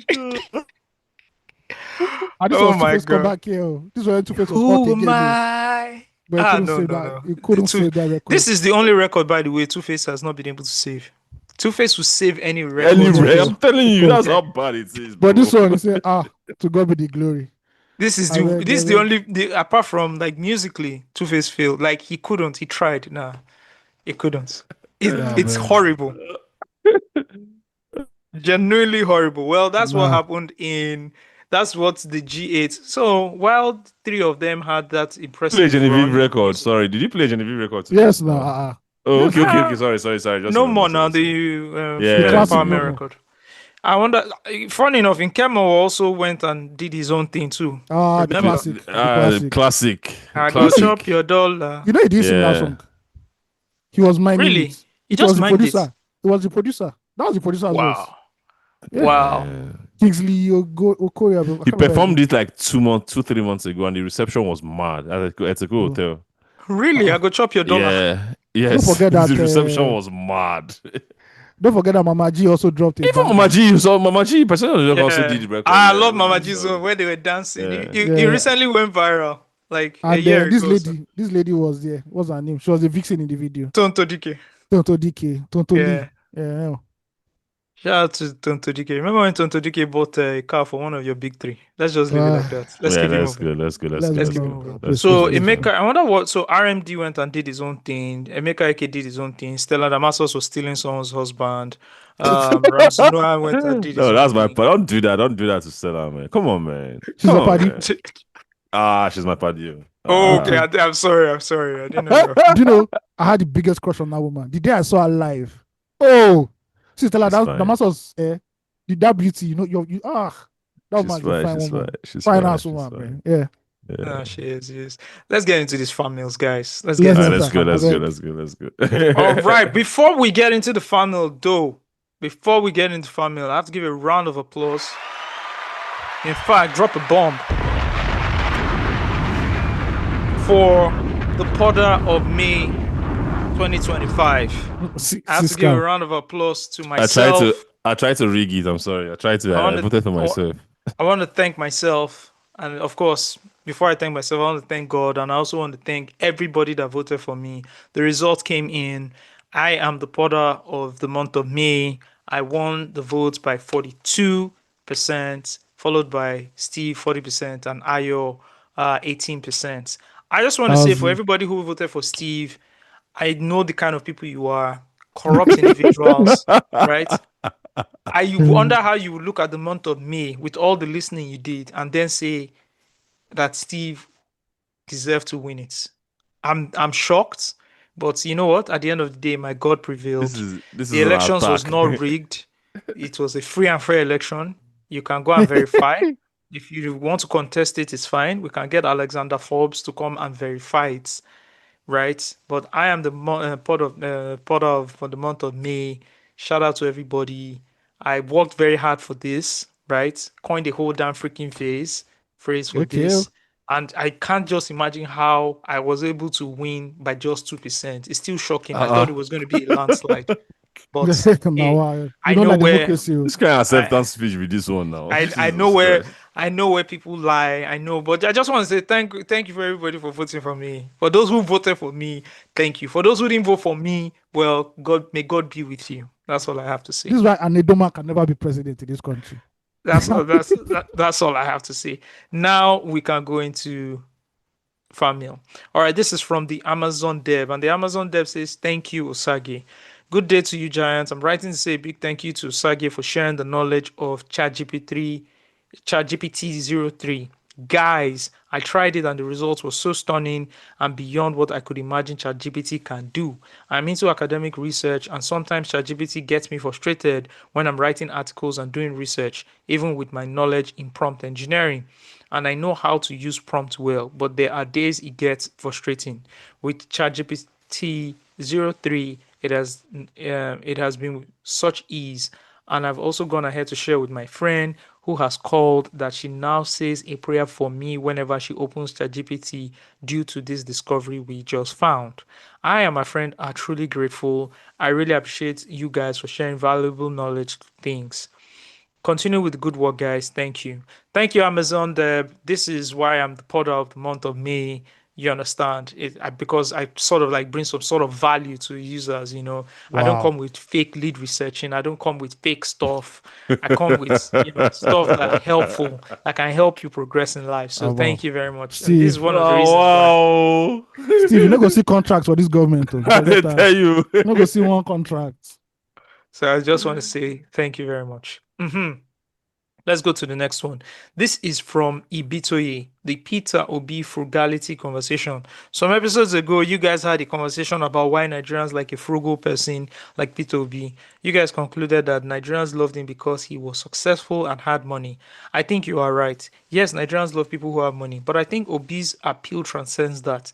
I think his frugality has been an asset for him, his simplicity. I remember a Get Ready With Me like video he made around 2022 that made him look like an everyday man. I think people found him relatable.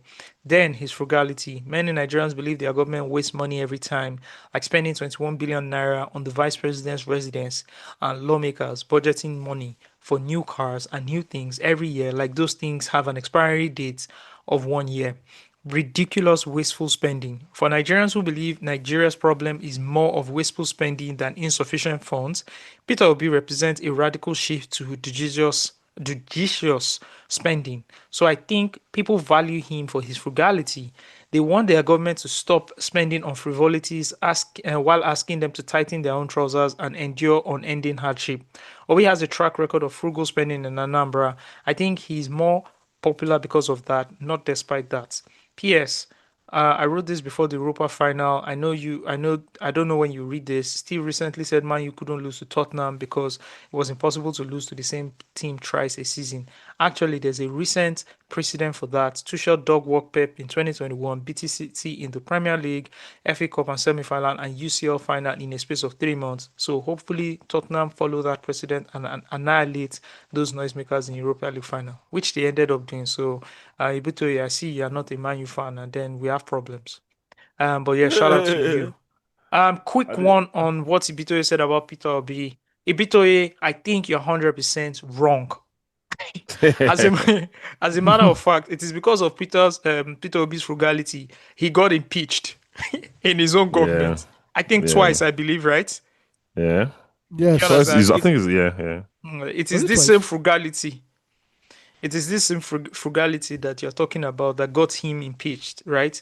Nigerians don't like a frugal person.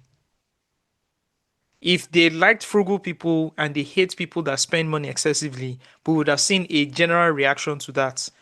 Yeah. So while you think Nigerians do like people that are simple and all of that, no, that's not why, they like Peter Obi. They like Peter Obi because he's a billionaire, because he has money. That is the primary reason they like him. It is just a topping on the icing that, oh, he acts normal like every other person. When Steve said that thing, I really went and sat down and thought about it. Because there've Yeah, been other people like Peter Obi who have been truth saying, etc, etc. But I don't give about a hoot about them because they you ain't don't. got it, They don't. right? So I don't agree with you, but I see your point, right? That people like humble people. That's not true. Nigerians don't, and when I mean Nigerians, I don't mean a certain class of Nigerians. I mean Nigerians in general. When I speak Nigerians, in the whole 200 million people. That's not what we like. We like people who have power. That's why Nigerians love Donald Trump. Nigerians like people who have power, who show that force. And have you not met people that say, that man, a strong man, that man, that Mhm. man, if he follow you talk, like, now why I like him, now why I respect him, a strong Saying to man. show them, you just show them pepper. You understand?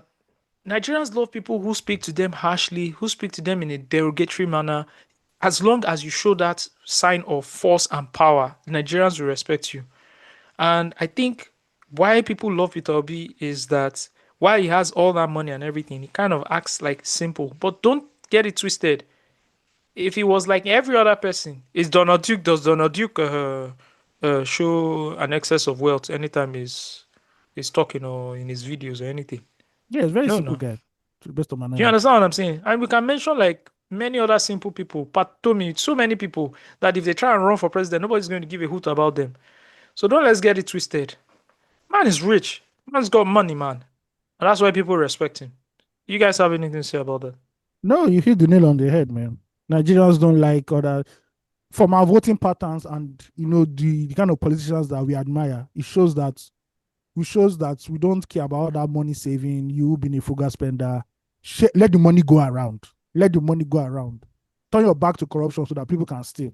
That's what we want. That's what we like in this country. Yeah, absolutely agree. All right, let's go to Illumide, who's talking about Pan-Africanism and anti-imperialism. Hey guys, first time writer here. Illumide based in Toronto, Canada. Been listening since y'all got back together. This email was inspired by current events in Burkina Faso and the Sahel region. Anti-imperialism has never been a popular conversation in post-independence Nigeria social and political discourse, aside from David Hundeyin and his acolytes. Laugh out loud. I also don't think we've ever had a leader call it out like Nkrumah, Sankara, or even Gaddafi. Maybe some of our past leaders have tried to foster Pan-Africanism with our neighbors, but imperialism is something that Nigerians seem to be oblivious about. On one hand, I do think it's become too conspiratorial and leads to Africans not holding their leaders or themselves to account. But we can't say it doesn't exist. There are declassified CIA documents that admit to this. I've also noticed y'all avoid the Ibrahim Traore convo.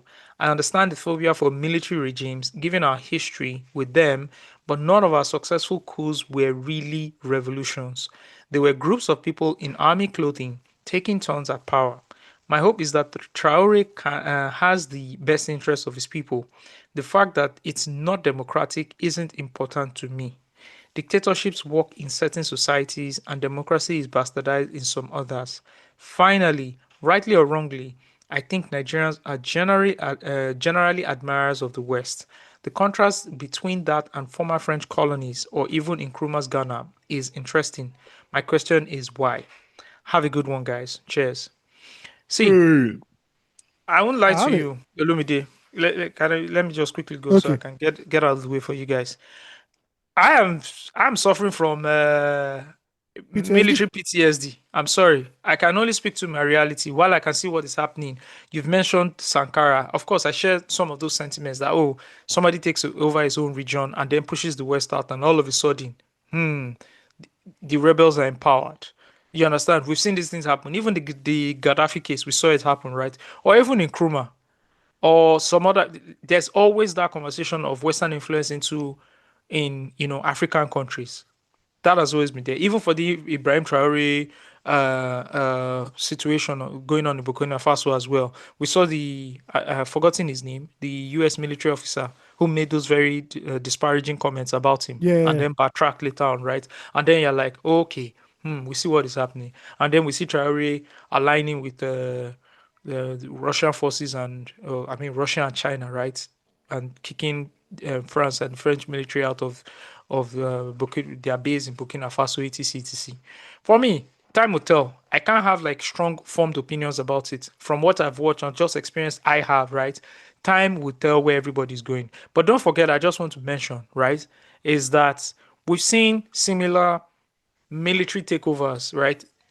Turned civilian presidents who have stayed there for years and years. I believe, what's his name? The guy in Cameroon. Biozo? What's I his don't know name his again? name. Paul Biya. Yeah, Paul Biya. When he took over, he's been there for what, 50 years now, 40 to 50 Mhm. years now, right? When he took over, he was military now, right? Yeah, I believe. Yeah, we saw this transition from military to civilian. Like we've seen this thing. There's some other countries as African countries as well. So I rather be skeptical because my support can't do anything, or my support for or against cannot do anything to Ibrahim Traore now. So I'm just going to stand as a bystander or stand on the outside and look at how everything is running, and then time will tell. You know what then happens in the future. Time will tell. So for me, Yeah. I don't have any strong formed opinions on anything. Mm. But again, also don't look at it through the lens of, oh, because Nigeria has gone through this kind of, which you're right, this kind of military dictatorships, right? They were not revolutions. Other than the first one, which claimed to be a revolution, the other military takeovers didn't look like a revolution. The first The one, we grab all for power. understand what the first one was. It was born out of there's corruption in the land and things are working well. We need to seize power and restructure things. Other than that first one, every other thing was not a revolution. You're absolutely right. But I don't also want to apply that into to Ibrahim Traore. He could be a civilian ruler who has led who was voted into power and then has repealed the West, or whether it's France or the US, and still going down these routes, and then I won't still have my opinions formed that around him or for of him. So I'm just going to wait and see what goes on, guys. So he said something about some countries benefit more, or dictatorship benefits some other countries, or work with some other countries. I want to know the countries you are speaking of, whether in Africa and the world, where dictatorship has worked for them.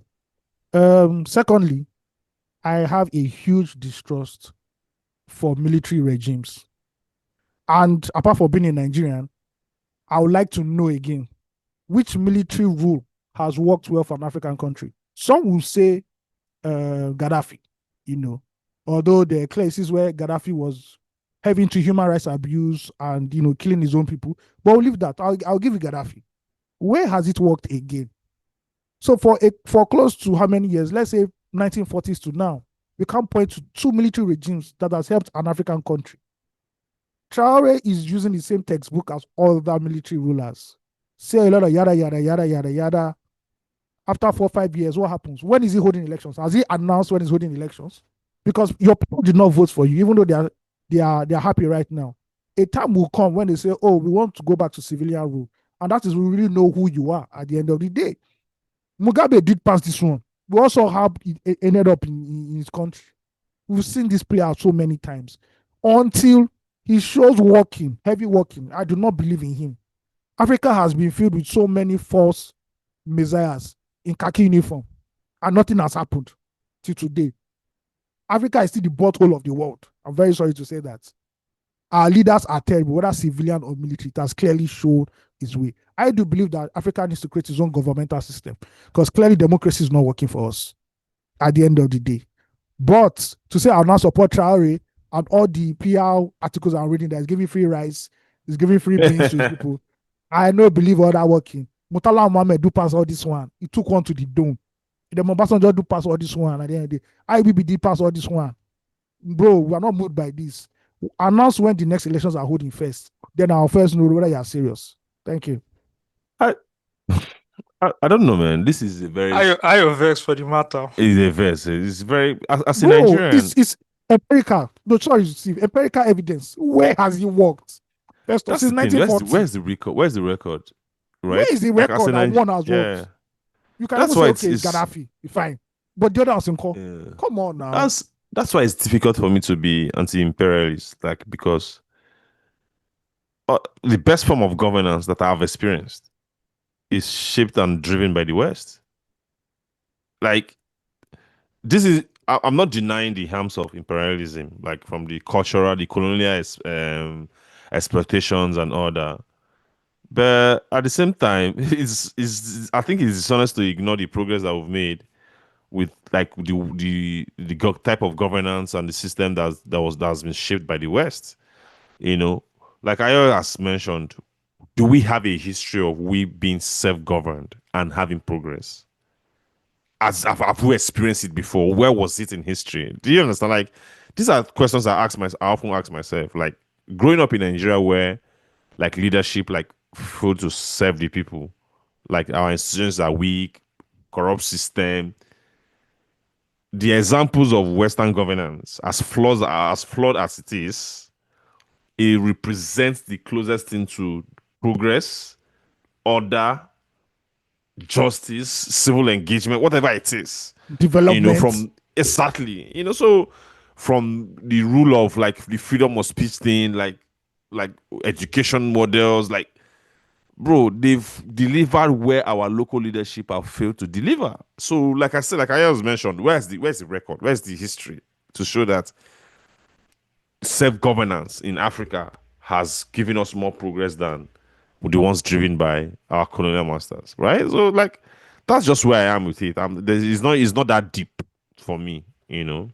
Or maybe I'm not intellectually equipped enough to understand how we are being exploited, whatever it is. Like you see with the anti-imperialism agenda now, right? Like right now that is growing on social media, on Twitter, and they come off in terms of they now position themselves as intellectuals who really understand the context of colonialism and whatever it is. Shout out to you. Me, I'm in the streets. I'm looking at reality in Nigeria. What are we experiencing? And we've benefited from policies and governance that's been shaped by the West. So let's continue with that. That's just how I feel. Also, the alternative cannot be, since we don't want to fuck with the West, it's not Russia and China. Bro. Everybody, bro. Exactly. Do you know Let's what have it the is? same energy. Thank you. Do you know what it is to be a citizen of Russia and China? You think all this rubbish that we are doing, all these things we are doing here in Nigeria, bro, people they miss for China. Your billionaires, they move billionaires. Is it Russia? Jack Ma was missing for months, bro. Bro, is it Russia that Putin? Well, nobody knows when Putin is leaving office. Putin became prime minister, then the prime minister became president. After that, the president went back to prime minister, and Putin became president. Is that the kind of democracy is that what we want? Do you get? Do we want a country that is saying that okay, we are absorbing everybody in the West Africa? Everybody not turning to the Federation of Nigeria, because that is what Putin is doing. He wants the USSR back. All this war he's fighting is not as he's fighting for anything. He wants the USSR back. So please, if Charles is the Messiah, I don't think the people that is now aligning with are the Messiah for me. Thank you. Clearly. Thank you. I am not fucking with Russia. I beg you, name of God.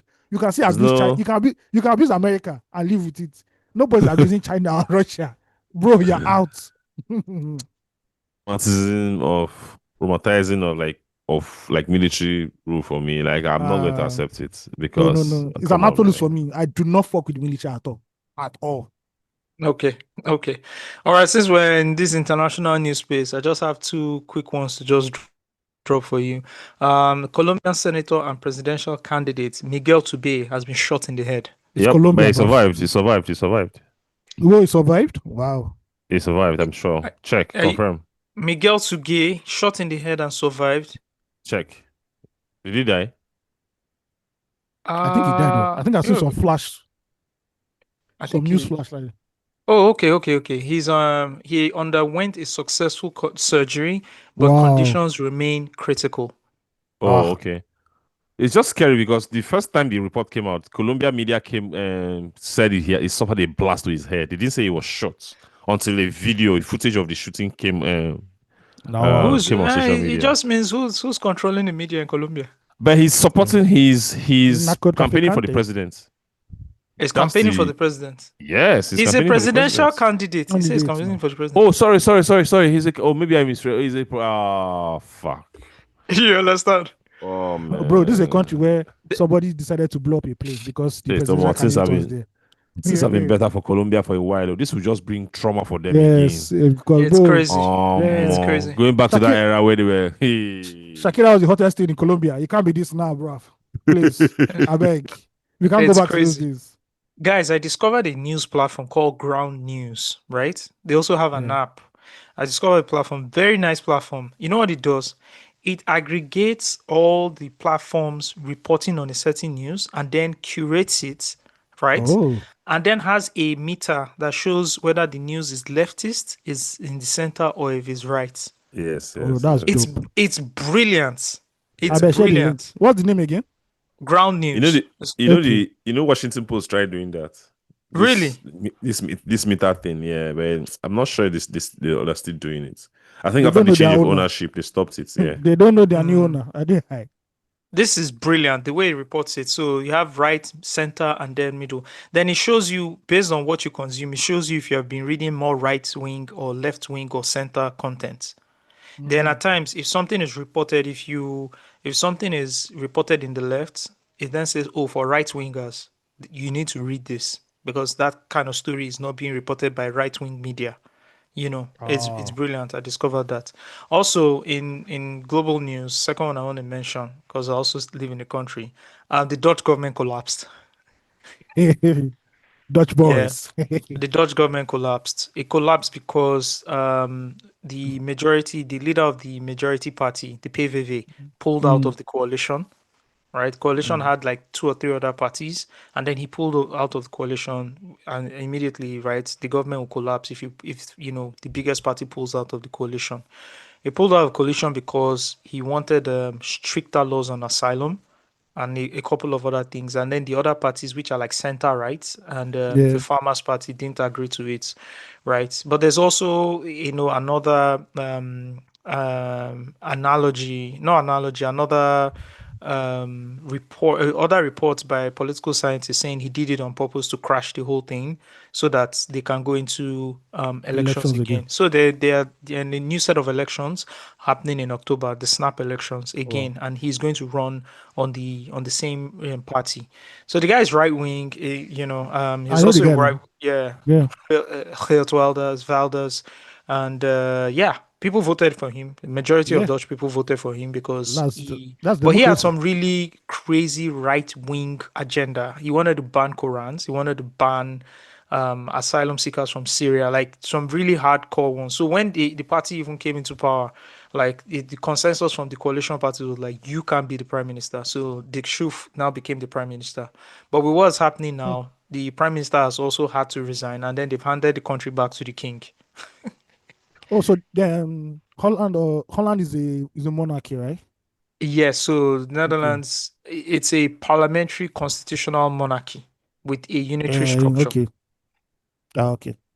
Yeah, so basically that's what's up. And interestingly, right, like the NATO summit is happening in The Hague here, Den Haag, uh, and it's Wonderful. happening at this time where there's this sort of political instability, in the country and all of that. But interestingly, right, it's not for me, someone that grew up in Nigeria all my life, this kind of political instability has not directly impacted living and just like the country in general.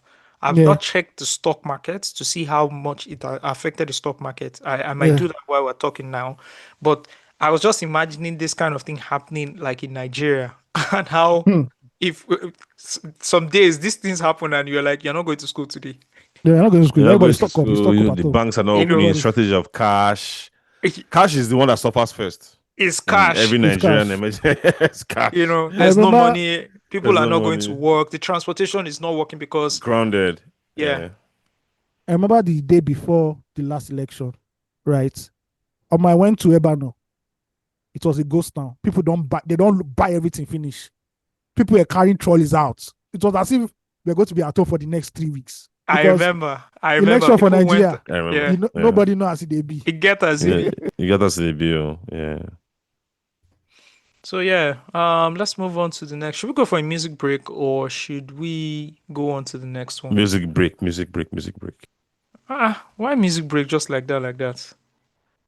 We don't have a lot of breaks on this pod. We should be having lots of breaks. We should be having a lot of breaks. Mm. We Can we have just breaks give on this people- pod now. We have breaks. Why are you making it look like we don't have breaks on this pod? Okay. Let the listeners breathe. The guy said, "Let the poor breathe."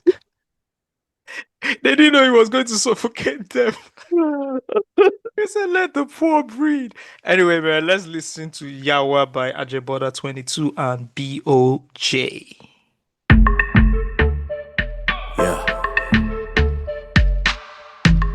If it's sparks, then it's gotta be stakes. Say we know the smoke man now. Cool with marijuana. Cash me outside if you fuck up na yawa. Fuck up na yawa.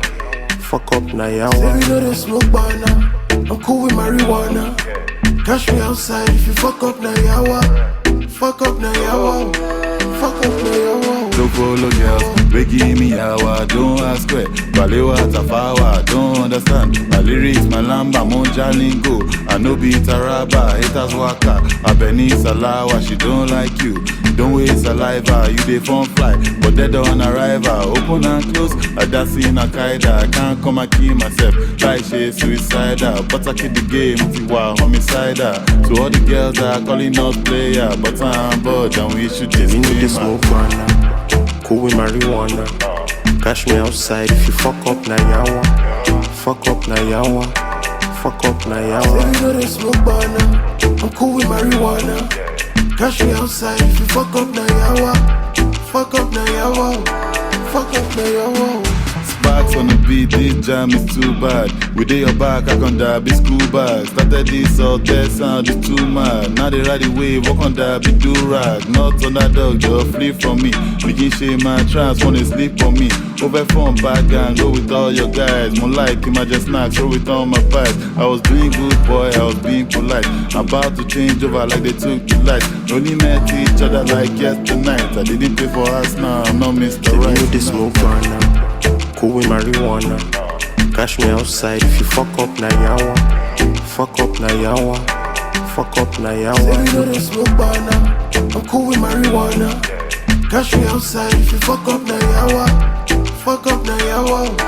Fuck up na yawa. Yawa.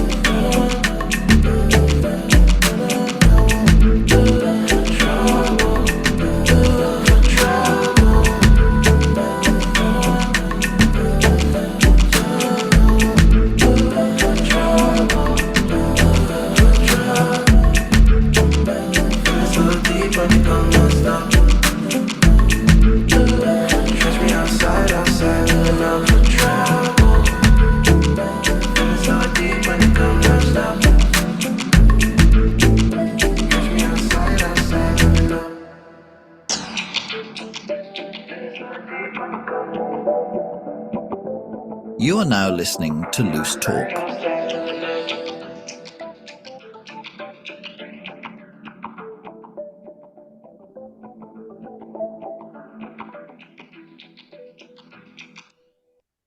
All right. You just heard Ajeboda 22 and Bodge Yawa off their debut EP, Making No Cause Fights. And they went on to release Making No Cause Fight 2 with Files and then Making No Cause Fight 3. Yes, bro. All amazing music, man. Shout out to Ajeboda 22 and Bodge. All right, this is Isaac just checking in with a brief rant. Hello, guys. I've been meaning to send this email since maybe January, but I keep procrastinating. Anyways, I'm here now, so I might as well get everything off my chest. First off, massive shout out to you guys for keeping it going every week. Well, except for that week or two where nothing dropped, or the ones AOT2 is missing from. Hey, It happen. It happen. ASC2's got a fan. Anyways, I won't lie, it gave me mini PTSD from when the pod went on that long break in 2019. So seeing a new episode notification again was a huge relief. You guys don't know how much this means to me.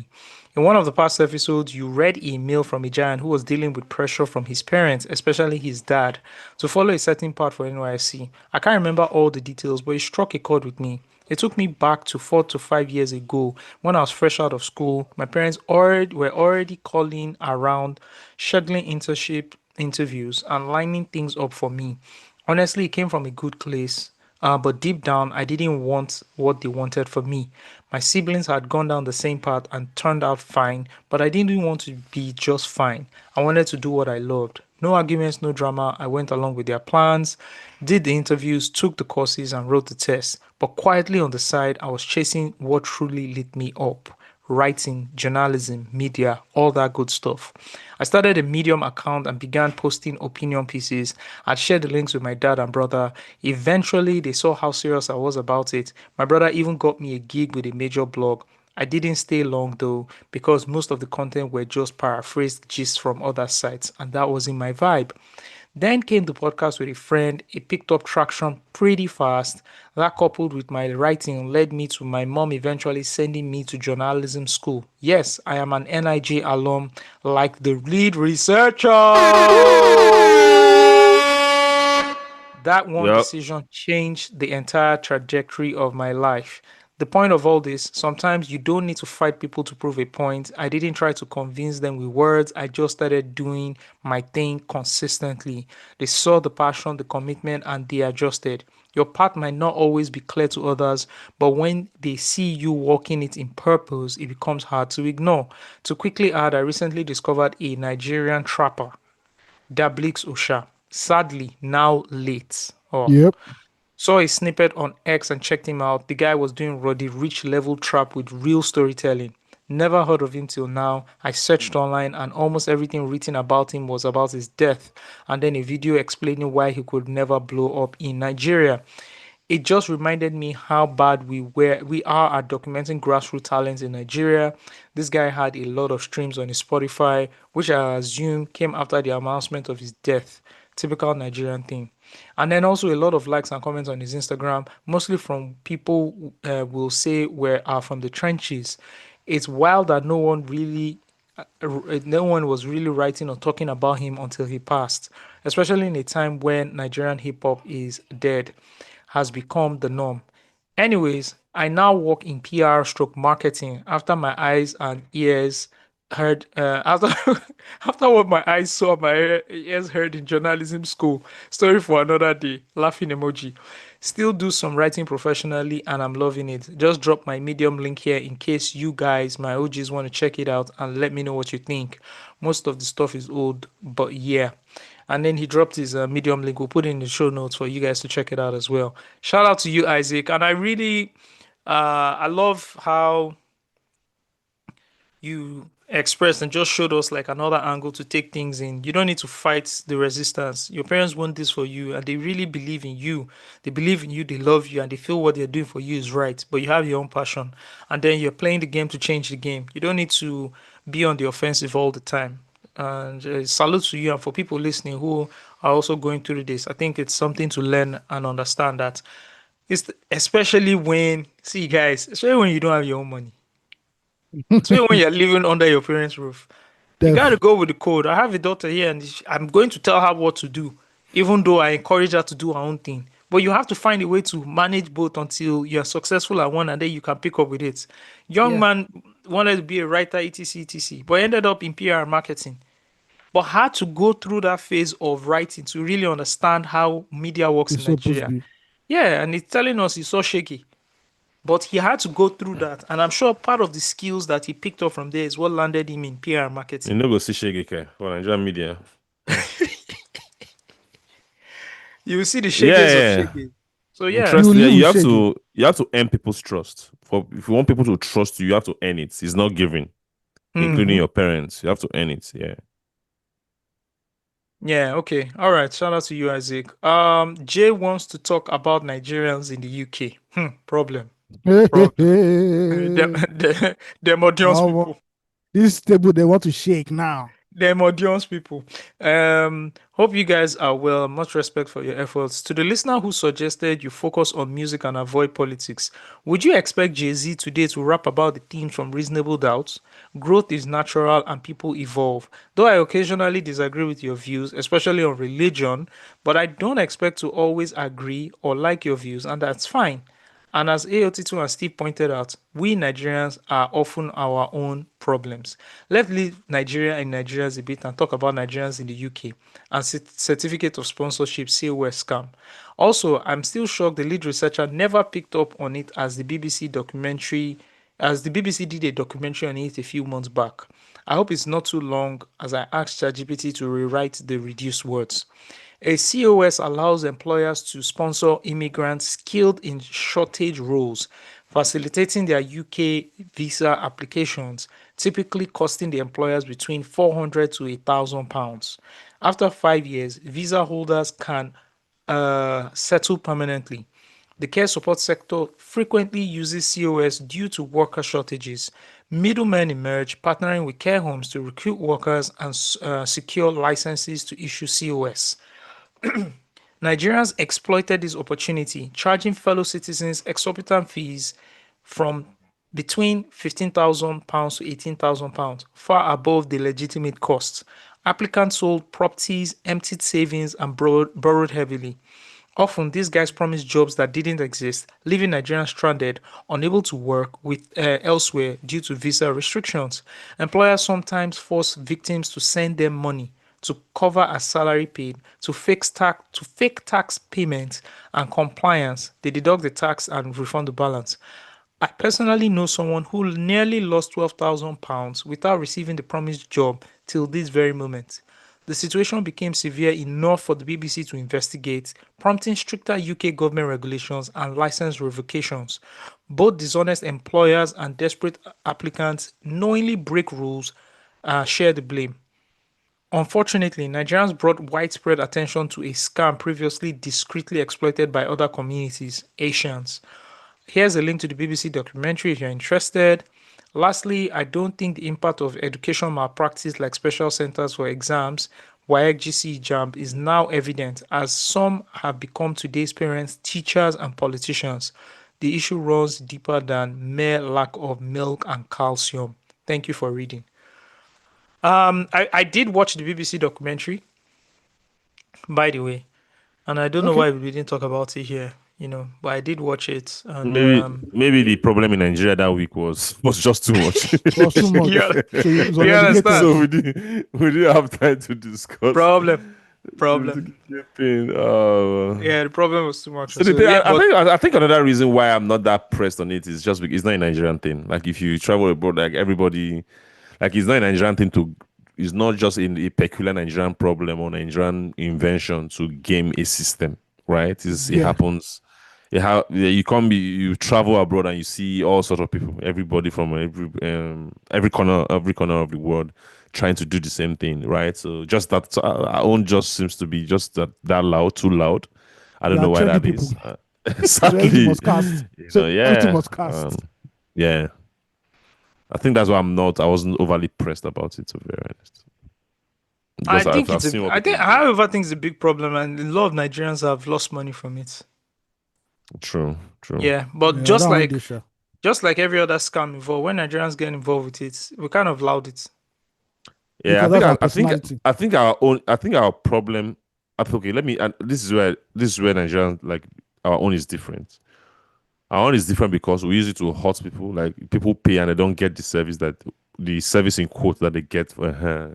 That I think that's where most of the problem come from. Yeah. Yeah, I get. But thanks very much to Jay for shedding a light on it. And I'm going to watch that documentary again and come back with some thoughts. I think the funniest thing about that documentary was the guy who has an agency. One of the guys that was caught in the act, right? When they bought him food and the guy just started talking. Man, just tried to love her. Yeah, the journalist who was the lead investigator for the case just bought him food during the meeting, and the guy was just talking about how he collects money, how much he makes, and blah blah blah. You know, that's an that was interrogation just technique in America. Like to when they bribe bring Yeah. in like African Americans or like gangbangers and stuff to snitch on they the give other them person. food. So if they arrest two people, they'll put you in two separate rooms. So at first you'll not be saying, nah, man, I ain't never snitching. They're not bringing McDonald's, everything. Someone, Jesus Christ. they shot the other nigga. I say just chop. No, Don't you know chop. it's just chop. Just chop You first. don't chop. Just chop first. They I'm go telling start to sing. They go start to sing, man. I That's don't know if it's a wild. race thing. I don't know. I don't just So know. what will be Well, what will There's be an the episode on The what Wire will be the about Nigerian that. equivalent? So when you arrest those boys, those Agbero, you just serve them amala, hot one. Yes, now. And Casapreco. Casapreco. This is from Sheon. Sheon says he's a confused Nigerian youth. Hello, Giants. I listen to you guys religiously. Podcast like a therapy session, which keeps me enthusiastic about life in general. Shout out to you, Sheon. I'm 25 years old. Just graduated my ND program in computer science, and I'm hoping to continue a HND or get a degree. I have never had a job, but I have been making enough money to sustain myself. Niger survival mode. I recently realized how important it is to have a skill, so I have decided to learn either coding or tailoring, but I am confused because I want a skill that is valuable and sustainable. Please, I need you guys to help me out, which is better. Have we read this before? No, I No, we've we don't not. think haven't. so. We No. haven't. Okay. We've not read. All right. Okay. So he's asking, which skill is more valuable and sustainable, tailoring or coding? My answer is why not both? Yeah. Why not both, bro? What's stopping you from doing both? You can do both. You know, Because there's for you too to mention much. both of them, it means like those are the two things you are most interested in. Yeah. Yeah, do both. You can. Do both. If you want to go ahead and get a HND and later on or a degree in computer science, I do feel like you should be learning. I don't know which school you're attending, right? But you told me you graduated from an ND program, so that's a polytechnic, right? I Yes. think you should start looking at for computer science. You should start looking at Coding. again. It depends which field in computer science do you want to go into. It says software engineering, like software coding now, right? And he just said coding, but people just say coding. Really, so Yeah, do people you just want to say be it's too big. Yeah. exactly? It's very wide, and you can't. You do you want what do you want to learn? You want to learn Java, you want to learn Python, you want to learn C++. True. Like you can't just say Yeah. coding. So look at it this way: try and look at where you want to be, and then reverse engineer it. Take your steps back. This is my ideal. In the next few years, this is where I want to work, or this is the position I want to be in. These are the skills, necessary skills I need to acquire to have this, and then start to build your journey that way. That's my own. And things might change as you continue to move in life, but try to have a north star that you are chasing, and then trying to trace it back to where you are, and that forms your path to your success. That's how I see it. But yeah, I like the concept of tailoring as well. Something really handy. Mm. Yeah, so why not both, my brother? Something that AI will not come and take over. At least not for now. Not for now. Not for now. All right, we have another one from Anonymous. Although I know who this Anonymous is, but we have another one from Anonymous. Anonymous says the average Nigerian is not a good person. Hello, guys. This is Mr. 6 over 10 here. I believe Mr. 6 over 10 writes regularly to 234 Essential. Yes, he's a frequent writer. Yeah. Yes, and for those who don't understand why he's called Mr. 6 over 10, Ayo, can you give us some context? So this particular writer believes that that men should stop giving women 10 over 10 knocks in the bedroom. That 6 over 10 is the best. That's how I'll just summarize it. According to his experience, he has given us multiple examples on why. Why? 6 over 10. No, because he said, if you just do 10 over 10 every time, it's not possible to do 10 over 10 every time. 6 over 10 is quite there. It's okay for everybody. Where would they go house now? Nobody, they know they build the house for that place now. not just even in sex, in relationship or whatever interactions. No, you have Nax. here in the Nax. He human said being. Nax. Okay. Just bedroom. I'm just saying that it's even possible. It's even impossible to give 10 over 10 in anything to anybody every time. That's not how the world works. That's not how the world works. That's not how relationship works. You know. Okay. Anyways, Mr. 6 over 10 says, I think as Nigerians, we need to start telling ourselves the truth. And the truth is the average Nigerian person average Nigerian is a bad person. It's someone who will steal from his neighbor if nobody's watching and if there are no consequences. It's a very difficult thing to say, but it is fact. The badness, in quotes, is so deep that in our blood that we do not know we are bad.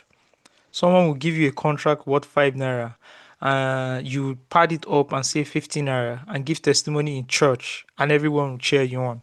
If you charge 5 naira for what 5 naira for a 5 naira contract, everyone in your life will call you a fool and make you feel bad for not padding it. The examples go on. Also, another hard pill to swallow. The average Nigerian is not employable. And this is not a case of I think. This is me living it. God has blessed me, and in the Nigerian context for my age, I hold bar, good bar, clean bar. I know they fear EFCC. And I own 3 businesses and I'm working on a 4th. And these businesses open my eyes to how incompetent and bad Nigerians are. And these businesses are in different niches, so the case study is broad. Nigerians will steal from you, work as if they are doing you a favor, and just generally do everything to ruin your business. Even your friends who complain about not getting jobs are bragging of being competent. When you hire them based on pity and pay them well, you will also find how incompetent these guys are and understand why nobody employed their stupid ass. Bro, I am barely 1 year into owning and managing my businesses, and I'm already frustrated. One piece of shit delivery guy stole our bike, and this Omwale will complain that Nigeria is bad and the government is bad. I know Osagie hates long mails, and I will say this mail is too long, but let me just stop here. But I want to conclude with Nigeria is fucked. This discussion is just negative from start to finish. We blame the leaders and the system for being fucked but we do not tell ourselves the truth. We as a people are fucked and generally incompetent and are bad people. And the irony is that 95% of the people listening to this mail will be offended and think they are part of the few good Nigerians, but in reality, they are equally bad and also cheat their neighbors as if there wasn't any consequence. But they don't know. The only thing I can vouch for the average Nigerian is that we are not killers, but thieves, lazy fucks, and cheats, we are those things. I'll ask the giants a question. If the government gave you a contract worth 10 million and you know that if you put 80 million, they will pay the money, and all you had to do was to sort someone 20 million, would you do it? If your inevitable answer is yes, you are also a thief, and I put it to you that you're also a bad person, just as your leaders you complain about. You don't have the opportunity to steal like them, and that is your issue. Yours sincerely, a A newbie fatigue business owner. Nigerian. A newbie business owner who Nigerians are fucking in the ass without any lube. No homo. Yeah, guy's tired. Guy's tired. Wow. Oh my goodness. Okay, so he asked you guys a question. Are you going to pad budgets with no consequences? Ayo, Steve, question. Are you going to pad budget with no consequences if there are no consequences? Me, The I'm answer not is proud. Though. no. The answer is no. Steve said no. I ain't padding. Ayo said no. That's why we're not in government. That's why we're where we are now. It's because we can't. It's not as if we not had the opportunities. Let me say opportunity no day. I supposed to with No. our honorable Okpebolo now. Yeah, star. Make a day. Anyways, man. Thank you, If you Mr. can't, 6 over 10. yeah. No, please go on. Go. Yeah, thank you, Mr. 6 over 10. All right. Pezzi is here. Pezzi is talking about tackling the fundamentals. A question from the commute. Good day, Giants. First of all, thank you for the amazing work. Listening to a new episode while commuting to work on a Monday gets me through the day. Your recent take on the NSAS protest as a response to the minister's lazy youth comment and the bigger question of why Nigeria keeps missing the fundamentals hit me hard. the protest was not just the moment of the youth standing up and getting oppressed by a system dedicated to keeping the status quo, but a mirror that has shown how bad governance seeps into every fabric of the social and economic layer of the lives of citizens, and I couldn't agree any more. That brings me to a daily reality I'd love to unpack. I used to stay with a friend in Aja while working on the island, so I saw firsthand how bus drivers get taxed at practically every bus stop, under the bridge, near the market, before Lekki, levies on levies, which end up getting passed down to passengers. Now that I'm back on the mainland, I bought the BRT at Oshodi for 925 naira. For most routes, buses are lined up, nobody waits long. But if you are going to Aja, the buses are deliberately scarce. We queue for hours, then stand shoulder to shoulder when the seats are filled. Meanwhile, regular bus charges anywhere from 1,200 naira to 2,500 naira, which varies depending on where you take the bus. Still for the same trip because they too are paying those endless taxes. Here's the pattern I'm seeing. After the Lekki toll gate was shut during NSAS and the revenue dried up, it feels as if the same money is being clawed back by squeezing transport operators who, in turn, squeeze commuters. Allegedly, I think this is a new system. What do you guys think is happening? In an earlier episode, a listener accused you guys of bias. Clearly, someone standing on a particular mandate. The country feels so upside down right now. You can see the rot in small things and everything. Bad governance has become a culture, and the longer we ignore fundamentals, the deeper it embeds itself in the next generation. Thanks for always pushing uncomfortable conversations. Much love from a daily commuter and loyal listener. Thank you so much, Pezzy. This transportation thing just even takes me back to when Steve used to take the BRT from Oshodi to Lekki at work. It was Yeah, I one used of to the take Yeah. most sane periods of Steve's life, right? Before you That's started when he driving, had. That's when he had ACO.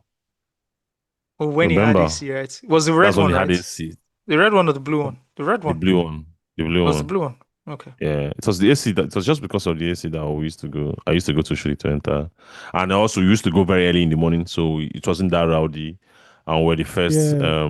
usually the first passengers every morning. Yeah, it was really, and it was also on time, very very timely, right? So it was on schedule. I think they leave 6:25. They leave Oshodi by 6:25, like between 6:15 and 6:25 The same every on day. Jota too. Yeah. Yeah, so and that was how I was able to make it to work every morning at that time. Yeah, it was I really remember the interesting. one that used to move from Ojota all the way from Ojota to CMS. That's the one I used to take back when I was in That's the one college I too. used to take. Yeah, that's Yeah. the one I used to take. So that one I didn't used to like it because you stop at CMS, then you now have to enter on that bus, the Yeah. rickety bus. Like this one, you just blow a C from Oshodi to Lekki main one gate, Lekki phase one gate. Big Mm-hmm. boy. Then I usually sometimes I do pass my bus stop because I'm sleeping.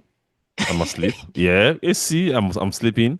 How they never So kidnap sometimes you in this I, Lagos? it's BRT. Actually, it's BRT. That's how. Okay, That's why okay, the okay, death okay. of that girl was really, really painful to me because if you're not safe in a government transport, like transportation, where are you then safe again in a city? Yeah. So I remember that time. Once we start like Oriental, like I usually like make like really genuine attempts, like do anything I can to stay awake because the next stop is where I'll have to come down. So it was really, really good. Very, very timely. That's why I loved it. Yeah. Yeah.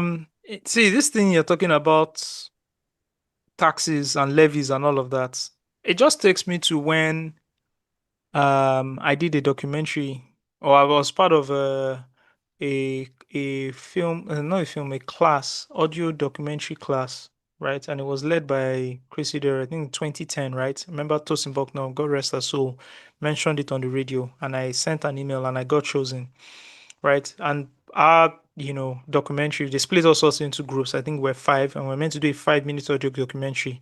And our topic was the life of the daily life of a conductor, or day-to-day life of a conductor, something like that. And we had to go and take sound bites from not a conductor, an agbero, right? And if you don't know what an agbero is, for context, these are people who have been okay, Agbero in the context of the name means people who help To load passengers. passengers. Yeah, who help to load passengers, right? And then they're paid a small fee.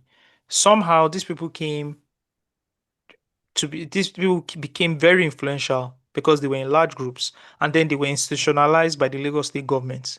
As a matter of fact, they were even given uniforms, and they were integrated into the National Union NURTW. National Union of Transport and Road Workers. They were Yeah. integrated, and they had their own uniforms, green and white. These were like touts, basically, and then these people then take levies from every kind of rider, bike and bus and tricycle riders. Now, you start to ask, where does this money go to? So, Because yeah, okay, continue. Because again, some of these guys wear uniform today, tomorrow they are just wearing their raggedy clothes, and then they are billing everybody at every bus stop. Some give you tickets, some don't give you tickets. They just want their money. And then when they take this money, what I discovered from our audio documentary was that the guy who we actually shadowed for the day, he resumes as early as 6:30 and ends his shift at 1:30. And between that time, he was making 14,000 to 15,000 naira. And then that whole money, he had to hand over the money to somebody, an enforcer who comes around 1:30 to take all the money from him. And if the money isn't complete around that 14 to 15,000 naira, as a matter of fact, he had 13,900 naira that day and they beat him up. Right? They beat him up that day. Bro, I saw some really funny, funky stuff that day. I saw some guys at Oshodi with teddy bears. I think that's like a whole gang. I'm not going to go into that, into what I saw that day, but just that whole thing. We even went to speak with the NURTW chief at the time, and I don't know where the other documentary is. So sad. I wish I had it. I could even play it for you guys. But what I just noticed from there, that there's a system here where people are being used to obtain money from passengers, from drivers, and we don't know where the money is going to. But it's a lot of money going on. My own takeaway and my biggest question was, who institutionalized these people who have not been trained, who have no business being on the road? And why are people taxed such high levies from bus stop to bus stop every day? That was like my biggest takeaway. So it's interesting that Pezzi actually mentioned this. And BRT that was meant to solve this problem. Because if you have more BRTs on the road, right now in 2025, Danfo buses, the yellow and black buses, should have been phased away completely. And what we should just be seeing are intercity buses, right? And then like the ones that go from bus stop to bus stop. So I'll give you an example. Like Ayo mentioned, one bus going from all the way from Ojota to CMS, right? That should be like intercity. And then you have the ones plying like the Ikeja routes. They should be like the smaller buses. But the problem we have is that those small buses, yellow and black buses, they don't even follow the rules or the law. So they don't even stop at like designated bus stops. Transportation in Lagos is just like a very big problem. I don't even know how to. And I know how to solve it, but it's not going to be solved that way Yeah. because some people are making a lot of money from the disorganization. The chaos is politically engineered too, in a way. Yes. Definitely politically. Yeah, so and you can draw a parallel. You can draw a parallel between that and waste management. Collection, waste management. Yeah. Ambody was long term, like Ambody was eyeing a major reform in that sector long term, which was one of the problems they had also. With the powers that be. In addition to waste management, also he wanted to like really digitize it, like make it privatize it in a way where it was out of the hands of the political setup, right? Yeah, and remember when had Buhari? Issues. Okay, sorry. You remember when Buhari came to Lagos to come and launch those buses? Yes, those buses that had digital payments. None of them exist anymore. None of them exist anymore. For real? Yeah. Wait, I don't think I've seen one. Isn't it the same system? Is this same bus now? They use CarryWise card now, that blue card, right? Yeah, I don't know, but I'm not seeing like them dropping in bus stops. It's still Danfos that are running this thing at the end of the day. Man, that's so fucked up. Yeah, the Danfo thing, you have Danfo and Agbero thing is a politically engineered. There's even a conspiracy theory that the reason why that metro line took so long, that first one they just commissioned, the one that passes through National Theatre, It's because Yes. NURTW were against it. They didn't want Yeah. it. Yeah. You should also understand that it's also part of a system. The whole Agbero NURTW is also part of like an enforced system that ensures like power stays within a setup, right? Yeah. Yeah. So it's an enforcement agency per se, like street enforcement agency to keep everyone in check. So yeah. 100%, absolutely. It's like a Yeah. reminder to say you can't move out of this certain ideology or field. If you try it, we Yeah. have enforcers everywhere, right? Yeah. And when it comes to elections, you then see this same crop of people. Same. Being used, yeah. And it's how territorial they are. Because another Agbero collects money from you in Oshodi, another one collects in Anthony, another one collects in Bagada. It's just territorial. It's like drug dealers. They have everybody has their own territory, the territory that they control, and they Yeah. report to people. To I don't know how the reporting system is upstairs, but it's just chaotic and unnecessary, to be very honest. But it is what it is. That's how people keep power. So Very chaotic, my brother. Very, very, very, very chaotic.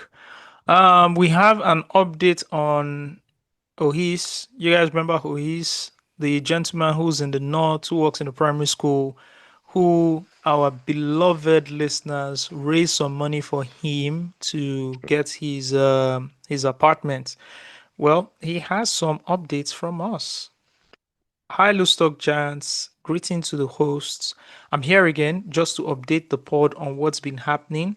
Firstly, I've gotten my own place. Thanks once again to the Stock family. It feels so different and better. Congratulations to you. Nice. Yes, I concentrated on getting an accommodation somewhere closer to work, and I did get it. It's a bit more expensive than those ones further, but I think it was a wise call as I spend less time on transportation. Not to bore the pod so much, but I have some big news. Earlier on in the month, one of the applications I made previously and had forgotten about was successful.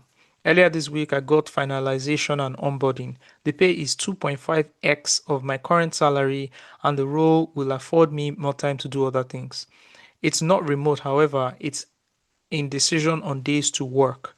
And from my permutation, that's like 12 to 15 days in a month. I'm so excited. I'm planning to turn in my resignation letter by the end of the month, which is another mixed feeling altogether. Felt like I'm leaving too soon. The work is stressful, yes, but I've started to get attached to the people and the place. Most of my coworkers have taken a great deal of liking to me. Let's not even talk about the students. They love me. I hope it doesn't sound like I'm blowing my own trumpet, but I love them right back. These days, I find myself embracing some of the boys a lot. The way a big brother would hold a younger brother, because I know I'm going to be leaving soon, but some of them don't even know. I had lots of plans for the while I was going to be working there on the impact I wanted to make, and I've barely achieved any. It breaks my heart, but we have to keep moving forward, right? Meanwhile, the new role is just 1 year contract with hopes of continuance, maybe. Regardless, I think it's a wise move to make as it will offer me more opportunities and experience as regards the trajectory I want to take in life. Please speak on this so I can know if it's truly wise decision or otherwise. Whichever way, I would always stay grateful to the Loose Talk family through every journey of my life. I stand tall every day, a proud Loose Talk giant. Oh, this is so emotional. It's gonna make me cry. yeah. Well, Mr. Ois, I think you already know what we are going to say. I think from the very first time you wrote an email to us, the conversation was all around progress. Conversation was around doing what you have to do now, right? The conversation was around delayed gratification, and you're already seeing some of these things, right? So please keep advancing and keep moving. I think you're making the right decision, in my opinion, and I pray God continues to guide you, guys. You are the mathematician here, so you help us do the maths. How many percent increase is he getting on his current salary 2.5x. for a 1 year contract? Yes, Is it mathematically my brother. Okay. 2.5x. Now you be crypto bro now. No, I'm just trying to. I'm just like laying emphasis on that, just so that we'll be very, very clear on what we're saying. Do you get? And he knows Yeah. like he's making the right decision. Yeah, that's it. That's why I was just making emphasis, laying emphasis on that. Yeah. Mm-hmm. Just Okay. continue to save, continue to grind very hard, and like take use of the time. You said 12 to 15 days at the office, so you have another um 15 to 18 days um at home. So make use Yes. of that time, not just relaxing, like Be make use of productive. that Yeah. time. Yeah, be productive. All right, we have a mail from Tallest Disciple, and he is talking about life insurance. I just want to take the Hmm. chance to correct Osagie concerning the statement he made in the Nigerian Context episode. Um, okay, no. I missed it. I missed it. We've already read this email. Oh, no, I have to read this email because he was talking about life insurance. I think that's like super important. Life insurance. Give me a second, guys. I will pull out the email. Yes, got it. Tallest Disciple says, Hi, Giants. Trust you guys had a great week and looking forward to a restful weekend. Guys, please, I'm looking to signing up my folks to a life insurance in Nigeria that covers funeral costs. Both parents are over 65, and I feel it's only right to plan for the inevitable so it doesn't become overwhelming when it eventually happens. Do you know any reputable and reliable firm that does such in Lagos? Please, your recommendation would definitely be appreciated. Well done, guys, and thank you for all you do. Best wishes, Tallest Disciple. I do remember one company that reached out to me while I was working at a financial technology company, and they had this. Oh, they I don't know, Steve. I talked to you about it. They had a big launch. They even ran billboards and everything. They were actually doing this whole life insurance for like parents, right? Mm-hmm. But it covered funeral costs. And I remember I was trying to do one Mm. for my grandma at the time. I ended up not doing it, yada yada yada. But like it was really, it was Sounds good. it was good. It was good the way they did the whole breakdown. My problem is that they had just launched, but, and I was not too sure about the company. You know, Yeah. that was just Yeah. my issue. But like the plan was amazing, and I remember checking like other websites, and I didn't see that sort of plan on those websites. They were very keen on parents, like grandparents, covering funeral costs. There was an amount I you pay remember that. every I year. remember the adverts. Yeah, I You remember I remember seen. it, right? I think I saw some of the billboards back then. Yeah. Yeah, on your way to the island, right? Yeah. They had it. Yeah, I remember it now. Yeah. I remember that. I can, Tallest Disciple, I can point you to, since you live in Nigeria, I can point you to two companies, AXA Mansard. They have like life insurance plans, but you can really go. And the beautiful thing about these guys is that write them an email, they usually respond on time. So you can check AXA Mansard out. They do very good medical insurance anyway. So they have like life insurance. There's AXA Mansard. Then there's also Allianz, which is I remember having a conversation with Steve for this one, Yeah. right? Allianz Nigeria. So Allianz, of course, they're an international global company, but there's like Allianz Nigeria as well. And yeah, you should check them out. They also have like insurance policies. What I like about theirs is they even have like a simulator where you can fix in how much you want to pay in yearly. And if you know, if you pass away, um you can see like your total payouts to your family. So they have that as Oh, okay. well. Yes, yes, they have that as well. So you should check them out. I think it's Allianz Doc. I'm trying to look for the website because I'm googling Allianz now. It's just bringing out. Yes, it's Allianz.ng. Thank you. Allianz.ng. They have life insurance. They have general life insurance. So you should be able to check and just ask them if they do have they have okay family love plan, flexi edu, they have educational plans, they have personal retirement plans, they have savings plans, they have guaranteed lifetime retirement income plans. So they have all these plans, and you should be able to check, write them, call them on the phone, and ask if they have that sort of plan. But Total Disciple, I'm glad you are thinking about um insurance, especially life insurance. this is a very touchy subject for Nigerians generally because we feel like everything is okay, nothing will happen to us. We are constantly reminded in church and by our speakers and Yeah, motivators that we are all going to be good and everything. But we know people are coughing out millions of naira trying to bury their loved ones. the Bro, loved ones. Yeah, Vines and Gardens, I wonder how much. Remember when we buried my dad, right? We paid for a ground that was 1.2 million in 2013. I wonder how much it is now in Vines and Gardens, and no, that's one of the two yeah, shares places. But I remember Or the like all Ikoyi this. private one. Yes, the one in Ikoyi. And that's the one. It's not that's Vines and Gardens now. Oh, that's it. Oh, I didn't know I that's the think name. that's it. Or maybe that's it. There's also Omo. the other one where they buried their grain. That's where my grandma was buried as well. And she Oh, bought okay. like a whole she bought Vault. like a whole vault, as well. She had Oh, planned it earlier. So these things are touchy, but see, at the end of the bro. day, Mm-hmm. especially guys, if you're married with children, right? Or if you're just like even if you're not married, you're a single person, you have family. You don't want to be a burden to people when you pass away. yeah. Have to look Yeah. at it that way. You don't want to be a body. You die, just leave your body. People are going to pay for, the cost, Everything. everything. Yeah, There's expenses. Mm. Yeah. yeah. So start getting to a certain age, and you start thinking, okay, how do I sort it out in a way that if I do die in untimely demise, everything is sorted. And I think that's a very selfless way of thinking. So Yeah. if you're listening to this Even now, to, check it out. even to, you know how if you go to like cemeteries, you see graves that are already depleted, that they Yes. have to. It's expensive because I went last year to go and see my father's grave. Yeah. The billing where they bill us to redo this thing. How much You was see, everything? What was it looking like? we met there are people there that work there, so we're not Yes. asking for estimates. If Yes. you just want those ones that only have concrete, Mm-hmm. that is just concrete, nothing else. That's Yeah. like as a last year, that's 350. So it should be like 600, 700 now. But if you want design, The it's like marble the thingy. marble design is like 2.5 up. 2.5 Yeah, and up. I remember for my dad's one as well. I was like, we need to like upgrade it, and it's something I want to do.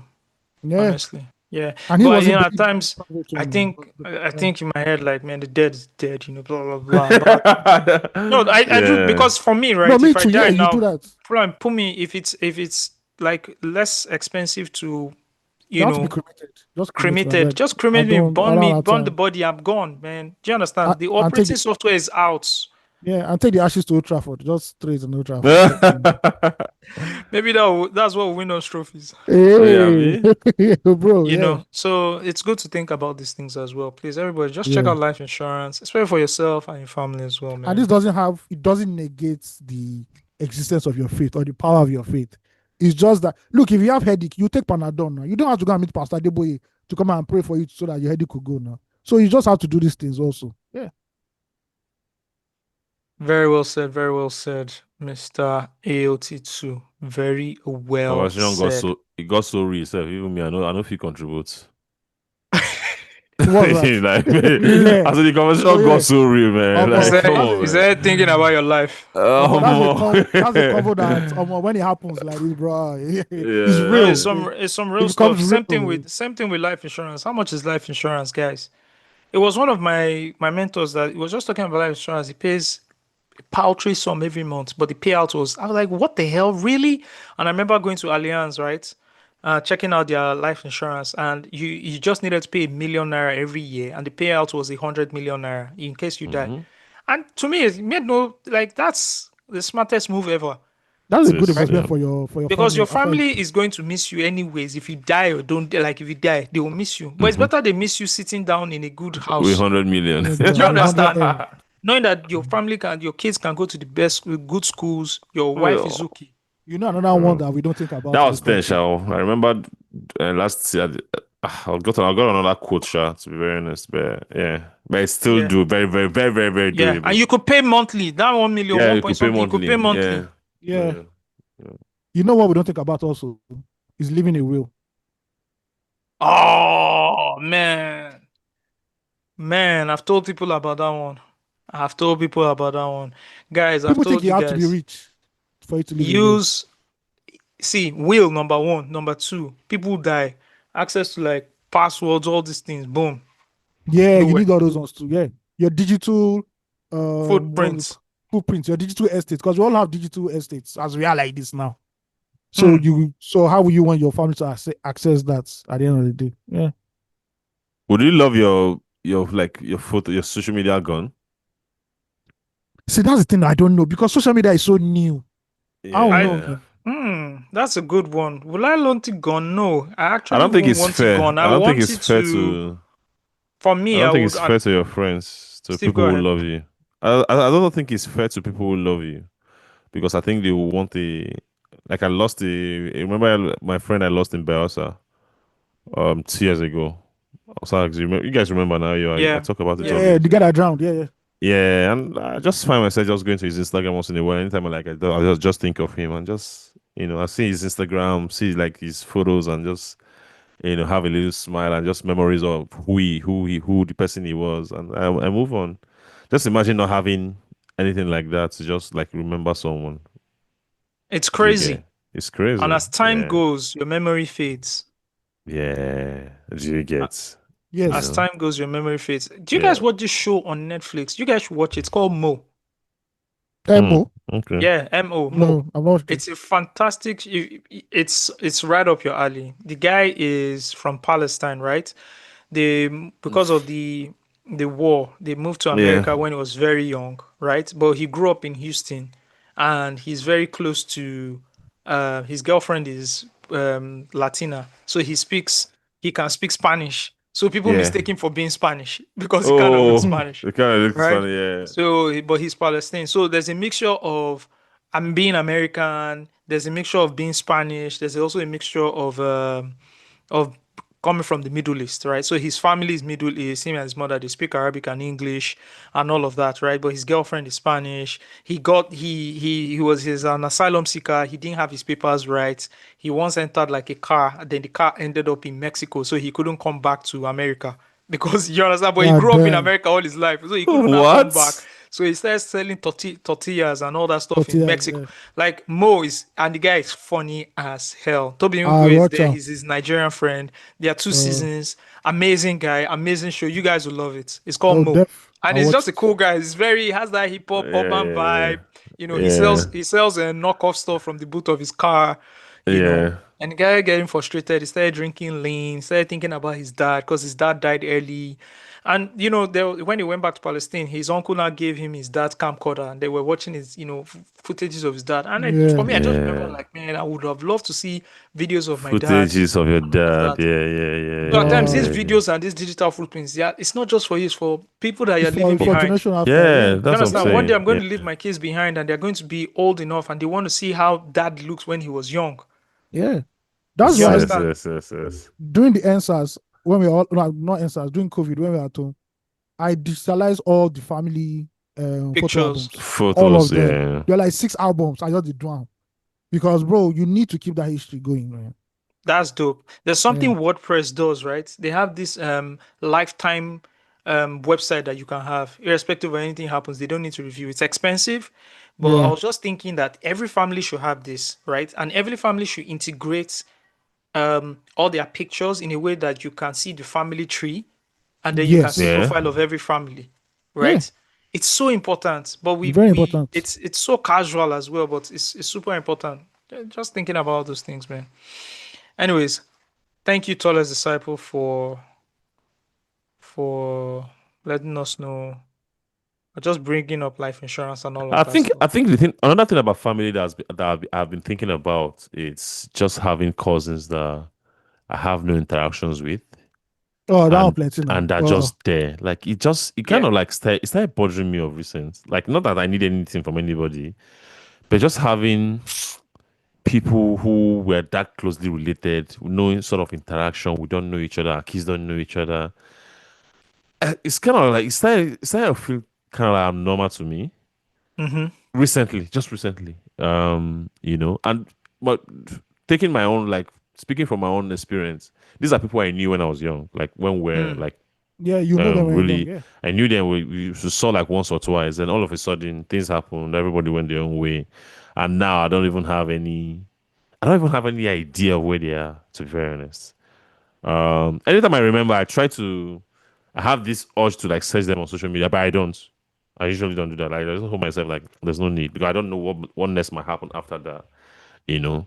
Yeah, I'm just it just leaves me confused because I don't even know if to reach out and maybe someone thinks maybe I need their help or something. I don't want to like, give up the wrong Yeah, it can impression. get funny Stuff like like that, that. yeah. It can get funny like that. I don't want to be in that position where someone is looking at me funny, like, why is this guy reaching out to me? You know, I don't even know the person's like, maybe the person is a rich guy, maybe he's someone that they disturb a lot. Like, who's this person? Oh, they whatever it is. Like, this Or the person person has is a program who deal give you that billing. was to start BDP. Go give you That's correct the other. billing.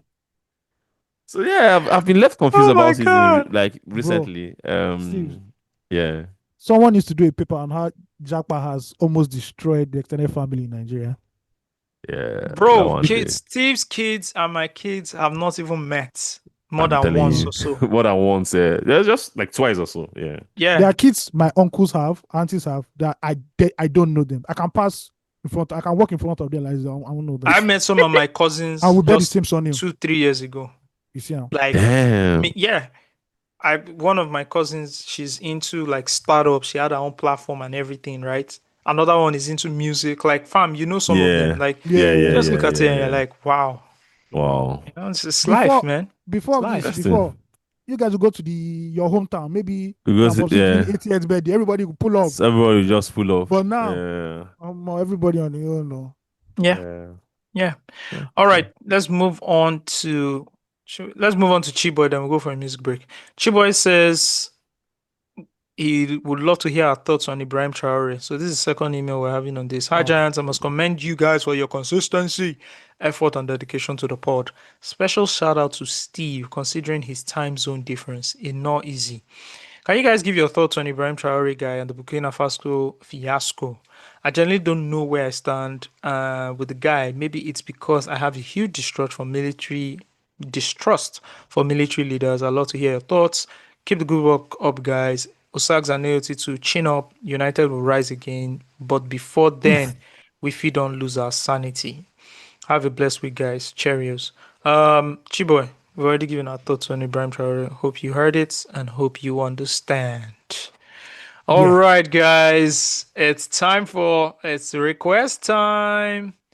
What are you guys requesting? Let me know. Escaladizi by a young man called Mavo, Mavo. Is it Mavo or Mavo? See, I don't know. Mavo, Davido, all not the same. Mine is Osagie, Faza and Magic. Oh, that's a jam though. Faza who? Faza who? Majid. Oh, Majid. Okay, let's listen to Escaladizi. Kilo.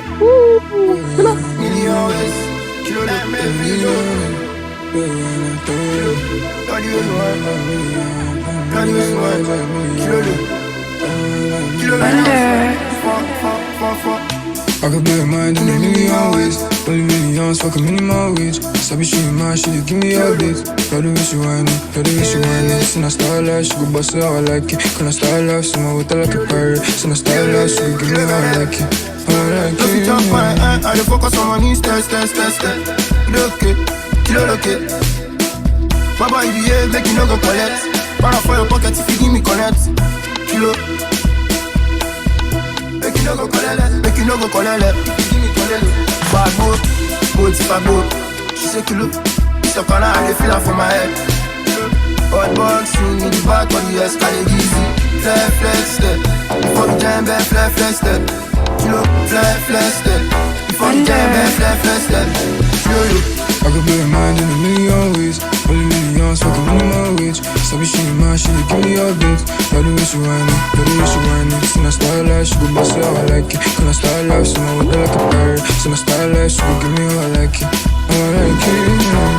My jam and the boss color. Where you day when I been the tear color. All my guys with me, then the bombs cut up. Fine, she man with the deal. You know when I pull up, say I escalate. Man, I want to get up 50 times, galala. Get like Bama, no 50 times, gala. Man, I want to give a corner. Man, I want to jump on my mind. I dey focus on my knees, step. Look it, kilo look it. Baba, if you behave, make you no go collect. Para for your pocket if you give me connect. Kilo.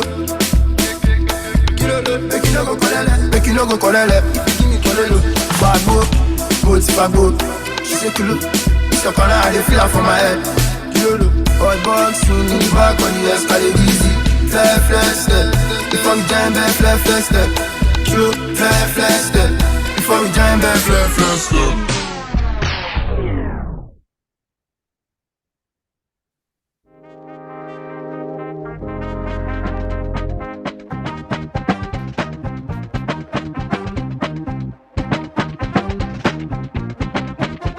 Osagie never die. I'ma make her give you reason why. I get it coconut had a long time. Since 1990, about your time. Tell Shalewa. So fukwe mo bere mi de. Ori ade o kishere. I'm on a big man move we dey make. No retreat, no surrender. Hands in the air now.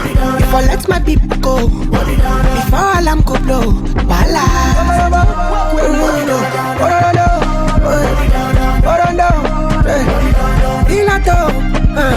Osagie never die. If you check on me for better, you go realize. I'ma come on, I'ma low, you dey visualize. Yeah, who she broke out, I'ma sympathize. Woman, nah, give you the bulala. Give her the one, he say we dey come.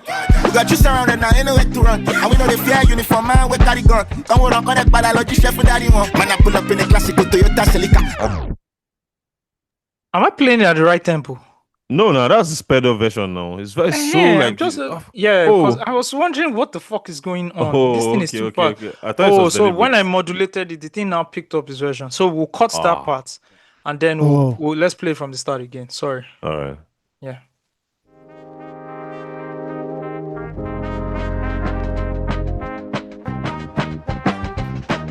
You are now listening to Loose Talk.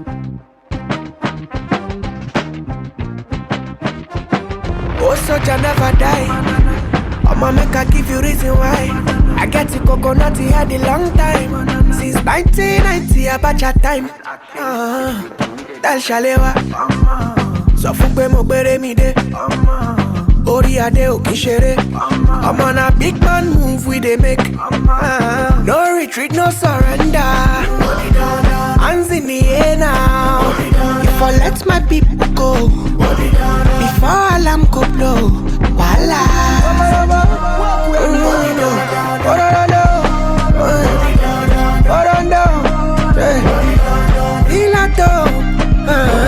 Osagie never die. If you check on me for vetam, you go realize. I'ma come on, I'ma low, you dey visualize.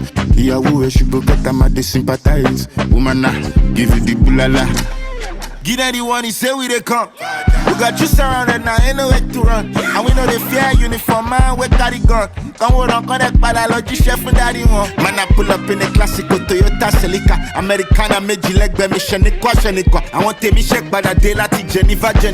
Oh, then if bawaja, I want taking shower da. Oh, Osagie day for rain, sunshine, and Hamatan. Oh, Osagie ready lay down in life for fatherland. Oh, Osagie we don't die many times, so padawa. She yellow fresh eruba, go unnecessary. No surrender.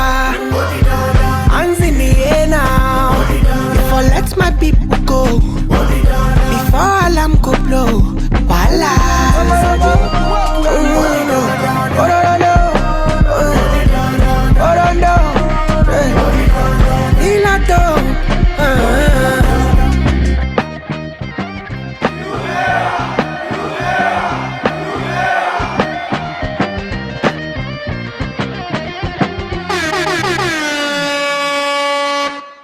Welcome back to the Loose Talk. We never left. Surprised none of you guys requested a song from the new Lil Wayne album. I leave with alone. No. Baba na pensioner now. You know if they expect me, they do all these things where all these young kids they do. That album. Oh my god. Yeah, but did you see Bido's tweet? Yeah, I saw it. So Wayne has been doing very well on features and has been killing it, to be very honest. But I think the production and just general artist and like A&R on this album fell short a bit. I don't think it. Yeah, because the rapping is still rapping what he's rapping. I think another problem with it is just generally when what people expect you to deliver in terms of lyricism on your album is different from features. Features, you have 16 to 28 bars, right? To just basically showboat and show your skill and style, right? But when Yeah, it comes to making an album, you want something more cohesive with like a theme, yeah. overall More theme or substance. message. Also, we want to see a lot of growth from someone like Lil Wayne, who is in his what 40s now. I want to see Yes. some growth. I want to see some maturity. I want to see some reflection on your times before. I want to talk about your relationships with Birdman. Talk about relationship with your kids. With Like, you Drake, know, all those yeah, stuff. with Yeah. Drake and all of that, but you're still telling us, come on, man. Like, fam, we heard He's that still on, doing that. Come on I now. heard the album. I heard the album. He's rapping his head off like Lil Wayne does, but you're just like, this is just And the another subject song. matter. Like, yes, we heard live from the auditorium, Common and Pete Rock. We heard Jay Z's 444, right? We heard Yeah. Nas with Magic 123 and King's Disease Uh, 123. You see elder yeah. statesmen kind of rap. You When bring he it doesn't down want to to even grow up.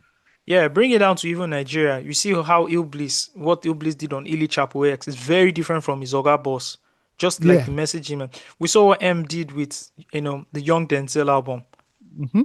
Do you understand? Maturity at its highest. We see Adult what. contemporary hip hop. Yeah. Thank you. We see what LD did on his last album, Undeniable. It was very Mm-hmm. different from what he did on his first album. See what Q is doing with the God's Engineering series. Like, I need you to come with some level of maturity. You can't sound like you sounded 10. 10 Bro, he's years sounding ago. like Kata 3 Nah, that's terrible now. and not even as good as Kata 3. So just making albums, please. I need maturity. Look at behave like an elder statesman. That's all I have to say. Yeah, Don't Lil Wayne don't has not shown growth, to be honest. Yeah. Sad. And it's not even a Lil Wayne. For people who are saying, oh, Lil Wayne because I should say with Drake. No, Eminem. People give it to Eminem all the time. Eminem also found pass. But Eminem, I think is just He- stylistically. But in terms of the topics, he has he- changed a lot. This last album, he now changed. He changed, Yes, yeah. This last they album, press he out. changed. They Yeah. press out now. So, Yeah. So I need growth. If you come still telling us the same thing that you were telling us, come on, man. It wouldn't make sense at all. Come on, It that you doesn't back make the sense. hottest chicks. Come on, man. There's a reason Bro. why some MCs stopped rapping and dropping Because albums. they know. Because They know. they know. The ones that are still dropping it, you can see the growth. Even the young guys that we're calling young guys, they are 15 years in. The Kendrick, the Coles, the Drakes, the J. Cole has Wale's. Yeah, you can say J. Cole has matured. But to with me the too, subject because matter. Jay-Z does not release a lot of music. To me, the latest example, the best example in the last 4 or 5 years is Nas. Just look at how what Nas has said in the somebody last said that, in the last 2-3 albums, like really amazing albums. Elder Statesman rap. Elder Statesman rap, telling you about how he invested in Uber and stuff like that, and then Yeah. Coinbase. That's what like, he has to do. that's He can't be giving me. exactly, his relationship with Yeah. his daughter, like stuff like that. It's just really important to show growth. Yeah. Yeah, I want to see more growth. All right, we have a mail from Anonymous talking about Nigerian Pentecostalism. Hello, guys. Listen to the technical glitch episode, and Osagie says something about how people with no training on certain topics suddenly become experts just because they are pastors. That reminded me of a book I read in May, Ebenezer Obadare's trilogy, or at least he said it would be a trilogy. So far, I think he's released 2 out of the 3. It's about the influence of Pentecostalism on every aspect of Nigerian life. You might want to check it out. The first book is Pentecostal Republic, where he traces the influence of Pentecostalism in the politics of the Fourth Republic. In fact, he called it a Pentecostal Republic. Number 2 is Pastoral Power, Clerical State, where he echoes Osag's exact point. He even argues that Nigerians will gladly reject the opinions of trained experts and cling to whatever their religious leader says. I'm ordering these books after recording this podcast. I am ordering them sharply. Anyways, I'm sure you've heard stories like people refusing life-saving C-sections just because my pastor said. Personally, I think poverty plays a bigger role in these things than actual faith. I had my 6-month IT in one of the public hospitals and I had a few crazy experiences. Speaking of religion, I remember when you guys talked about using social media to showcase yourself. I'm really introverted and I'm not active online, but I've been thinking of starting a YouTube channel. The idea, using the errors of popular Nigerian pastors and gospel artists to teach basic theology. I got into theology after a dark session in my life, which led me to realize there were major errors in what a lot of in a lot of what I believed.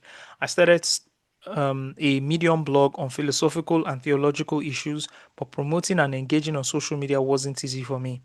Another thing that made me hesitate, I don't want to become a pseudo intellectual online.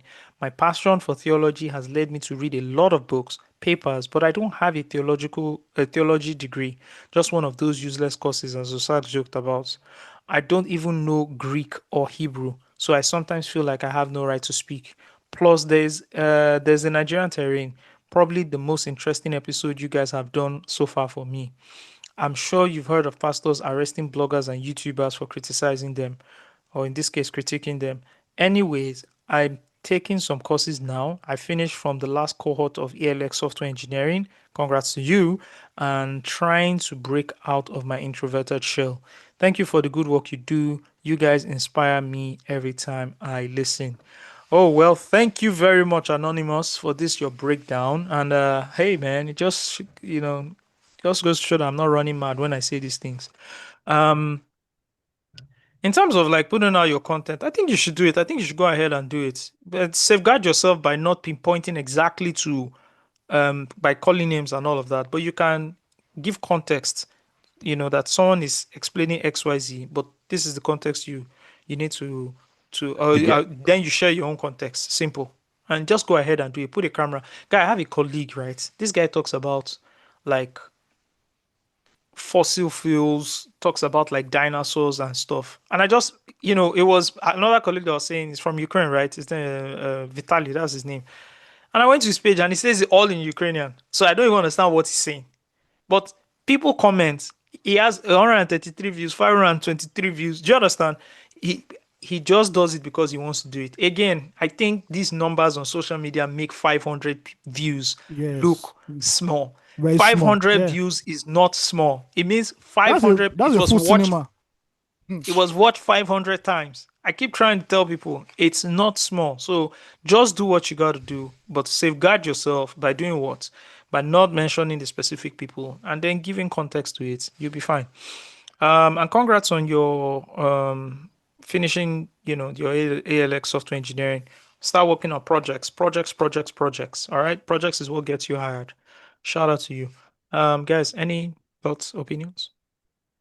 Yeah, you say you're introverted, so nobody cares, bro. If you want to do it. All this, so, bro. At the end of the day, if you have that urge in your spirit and your mind, just do what you have to do. At the end of the day, nobody. Life is not that hard. It's not that deep. Nobody they introverted person. I don't do 100 videos. I'm telling you, I don't do 100 videos. Aya is as very I did. introverted. Very, very. No, okay. People Oh don't- my people God, don't know Ayo this. can sit in the corner of the room and not talk to anybody for And hours. you don't know I'm there. And you don't know I'm there. When Yeah, Ayo bro. first joined Pulse, first I had Pulse, right? I had to meet her and say, Ayo, please try and talk to your colleagues, please. I beg. I used to beg you.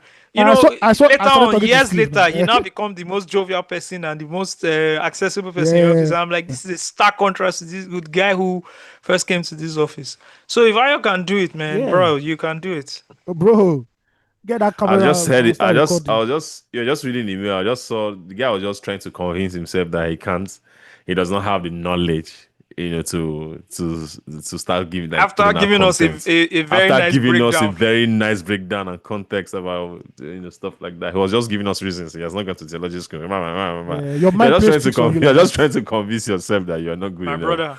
You my brother. are enough. Come on, man. I love And- that. You are enough. And guess what? The more you create content about it, the more knowledgeable you become, the more you even teach Yeah, yourself. You 'cause you learn understand it more more. from teaching people self, even than studying on your own. Do you get? Anonymous, let me tell you, the scammers are out. Scammers Do you think the scammers are introverted? Oh. I just Man, I'm an introvert. I can scam people, but I'm just an introvert. yeah. Cut it out, man. I just started in a new industry now in terms of like my career, and because like in marketing I'm creating content, I'm just like marketing messages and stuff like that. I'm becoming an expert in that Yes. in that sector. Just give me like 2 more months and I can give you a full-blown lecture about like a whole different industry entirely that you've not heard of before. So come on, man. You can do it. Come on, guys. Come on. Come on. All right, man. All the best, Anonymous. This is James. James says, from job seeker to founder, a loose talk success story and a request. Let's go. Hi, Loose Talk Giants. First time sending an email here. I'm James, a young man living in Lagos, Nigeria. who you have impacted in profound ways you'll never understand. I wanted to say thank you for sharing your thoughts and lessons on how to approach life. As a young man, your unique perspectives have changed my view on life, and I've been seeing the results of a can do mentality. Just 2 years ago, I was desperately writing to 234 looking for a job, and now I'm a successful entrepreneur and soon to be startup founder. So Look this at is me God. saying thank you. You all are making an impact in the world. Thank you for being the good news that makes us believe we can be good and make it. I have a little request to ask of you, and I hope you grant it. I'm currently in the process of creating a startup. I need data to know the lay of the land stroke markets. I'll appreciate it if you could share the survey attached to this email for all giants to help a young boy trying to be good and try to create a viable business. For context, I'm creating a startup that helps make cinema disco. Let me take it again. I am creating a startup that helps make cinema discovery, ticketing, and the entire cinema process more pleasurable. Please, Giants, fill out the survey and let's keep making the loose talk dream of better, more informed minds become a reality. And then he put a link to the survey. So we will put it in the show notes. Guys, I guess you want people living in Nigeria to fill your survey. You don't want people living outside Nigeria because it kind of then taints the whole markets because your total addressable market right now is probably Lagos, Nigeria. So if you live outside the country, guys, please don't fill the form. If you do live in the country, please check the link. It's there. Please click on it.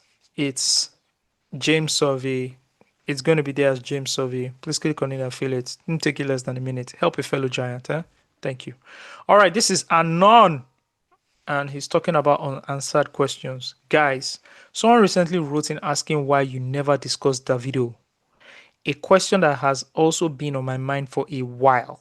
I recall someone on the podcast once mentioning that Ayo might have a contract that prevents it or something along those lines, so I never brought it up myself. But here's the thing, you didn't actually answer the question. He wasn't also asking you to talk about Davido's album, he simply asked why you don't speak about him. Instead, you pivoted to a Burna Boy album discussion. That felt like a deflection. Honestly, that's a bit messed up. For what is worth, Come on now, it's not that serious now. and for what is worth, the first time I listened to Loose Talk was in a governor's car about 5 years ago. So please keep up the conversations going around politics and governance. Those guys are probably still tuning in. Now, I don't know if Anon is not trying to gas us off, say, I don't okay, understand. Anon. Do you have a contract for us? Do you have a contract If for that's us? if you think telling me this will hype me up, it will even make me more scared anytime I'm at the airport. Oh my god! Because No, listening to Loose Talk my in the last governor's trip, car is crazy. my last trip, the thought that ran through my Bruh. mind when they were You're checking my afraid. passport, that DSS point, I'm like, what Now have because I you now said? mentioned, now because Steve mentioned it, now I'm now freaking out a bit. Listen. He's the one who hold his passport. Because if He's Steve one of didn't them. mention this thing, I wouldn't have even thought about it. Thought But now about he's it. mentioned it. Now I'm now freaking out a bit. Yeah, the new Nadeko. Please hold him. Because because everybody is dressed in mufti and everybody's asking for a passport, you think it's just like regular agencies. These are like deeply connected like security agencies NIA. checking Yes. out everybody coming into the country. Bro. You understand? Like I always tell you, when the Nigerian law enforcement want to work, or the laws, Bro. Nigerian laws Bro. work. They walk. Oh. When they need to work, they will work efficiently. So don't get it twisted. Anyways, why don't we talk about the video? This question is for you. Because I work for his management company, so it'll be conflict of interest. Simple as that. But we'll try our Exactly. best to always talk about the video. Yes. Yeah. All right, but talking about the video, hey man, dropped a new album. If there's anything to talk about, we'll talk about it, okay? He saw Same the thing with- president. Is that the one that is vexing? He saw the president. Yes, we all know. Oh, that. there was that whole thing. Okay, so The let me second touch one, on that. he visited the president twice. One in Yeah. Abuja, one in Lagos. We know. Let me touch on that, right? And I think my biggest learning, or the biggest learning we should take from there is, how would I put it? Is, guys, at the end of the day, It is Forget who not this guy about. is. It is not about religion that they think you is Christian versus Muslim. It is not about ethnicity. Is Igbo versus Hausa versus you? No, it is about elites and And you Talika. guys, simple. Mekunu. You know they call Mekunu. Ekunu. How be Yoruba? Civilians. Do you understand? That's where it is. So no matter what side everybody falls on, political elites are all friends. They're all friends, bro. Don't make it so. Don't be. I saw the video. I'm not going to be surprised that the video son of I'll be Adeleke. shocked. I will Can be you shocked imagine? of that a they turned him billionaire. around. One of his I will- uncles was a governor in the 90s. What are we talking about? Exactly. Yes. Do His you understand? His uncle is the current governor right now. His His dad is father one is of one the of the richest biggest people in the, billionaires. You What think come his on? his dad is one of the most influential people in the power sector in this country. and you want him to be not visit, So for people who like to, again, guys, don't pitch your tent with other human beings. Pitch your tent with yourself and what you feel or with how your you value feel. system. Yes. Do you understand? So don't get mad. So when you see an Ubi Franklin or a Cubana chief priest pitching their tents, see, they've not done anything illegal. The They problem met in Nigeria, They met the president of the country. the problem I in, know you the- know the I problem know in these Nigeria. guys. I see these guys. I give them. Nigerians want to be want moral laws, but moral laws don't work. Yes. Do you understand? Why is he meeting? No, he can. Do you understand? Oh, so if Ubi Franklin and Chief Priest now meet Peter Obi, you are okay with it. Some other people will not be okay with it too now. You have May to I look bust at your it that brain? way. May I bust your brain? Tinubu wants to confer national honors on senators now. Imagine if we all get emails now that, because of our great work in podcasting now, they want to give us national honors in Abuja. We're not going to go. I'm booking my KLM First as flight. we speak. MON. Ayomide Tayo MON. Everywhere. I'm booking Everywhere. my KLM as we speak, as we're talking like this. I've opened KLM websites. Bruh. Straight Now Dayo up. go snap my Connect- photo, no? Now Dayo go, as president, Dayo they snap and where? What do you mean? Ikuku no Aso Rock, so he go dey carry us. He go carry us. Dayo, go and dust that your camera. go and dust your camera. Quick. Dayo! Oh, yeah, come and snap photo.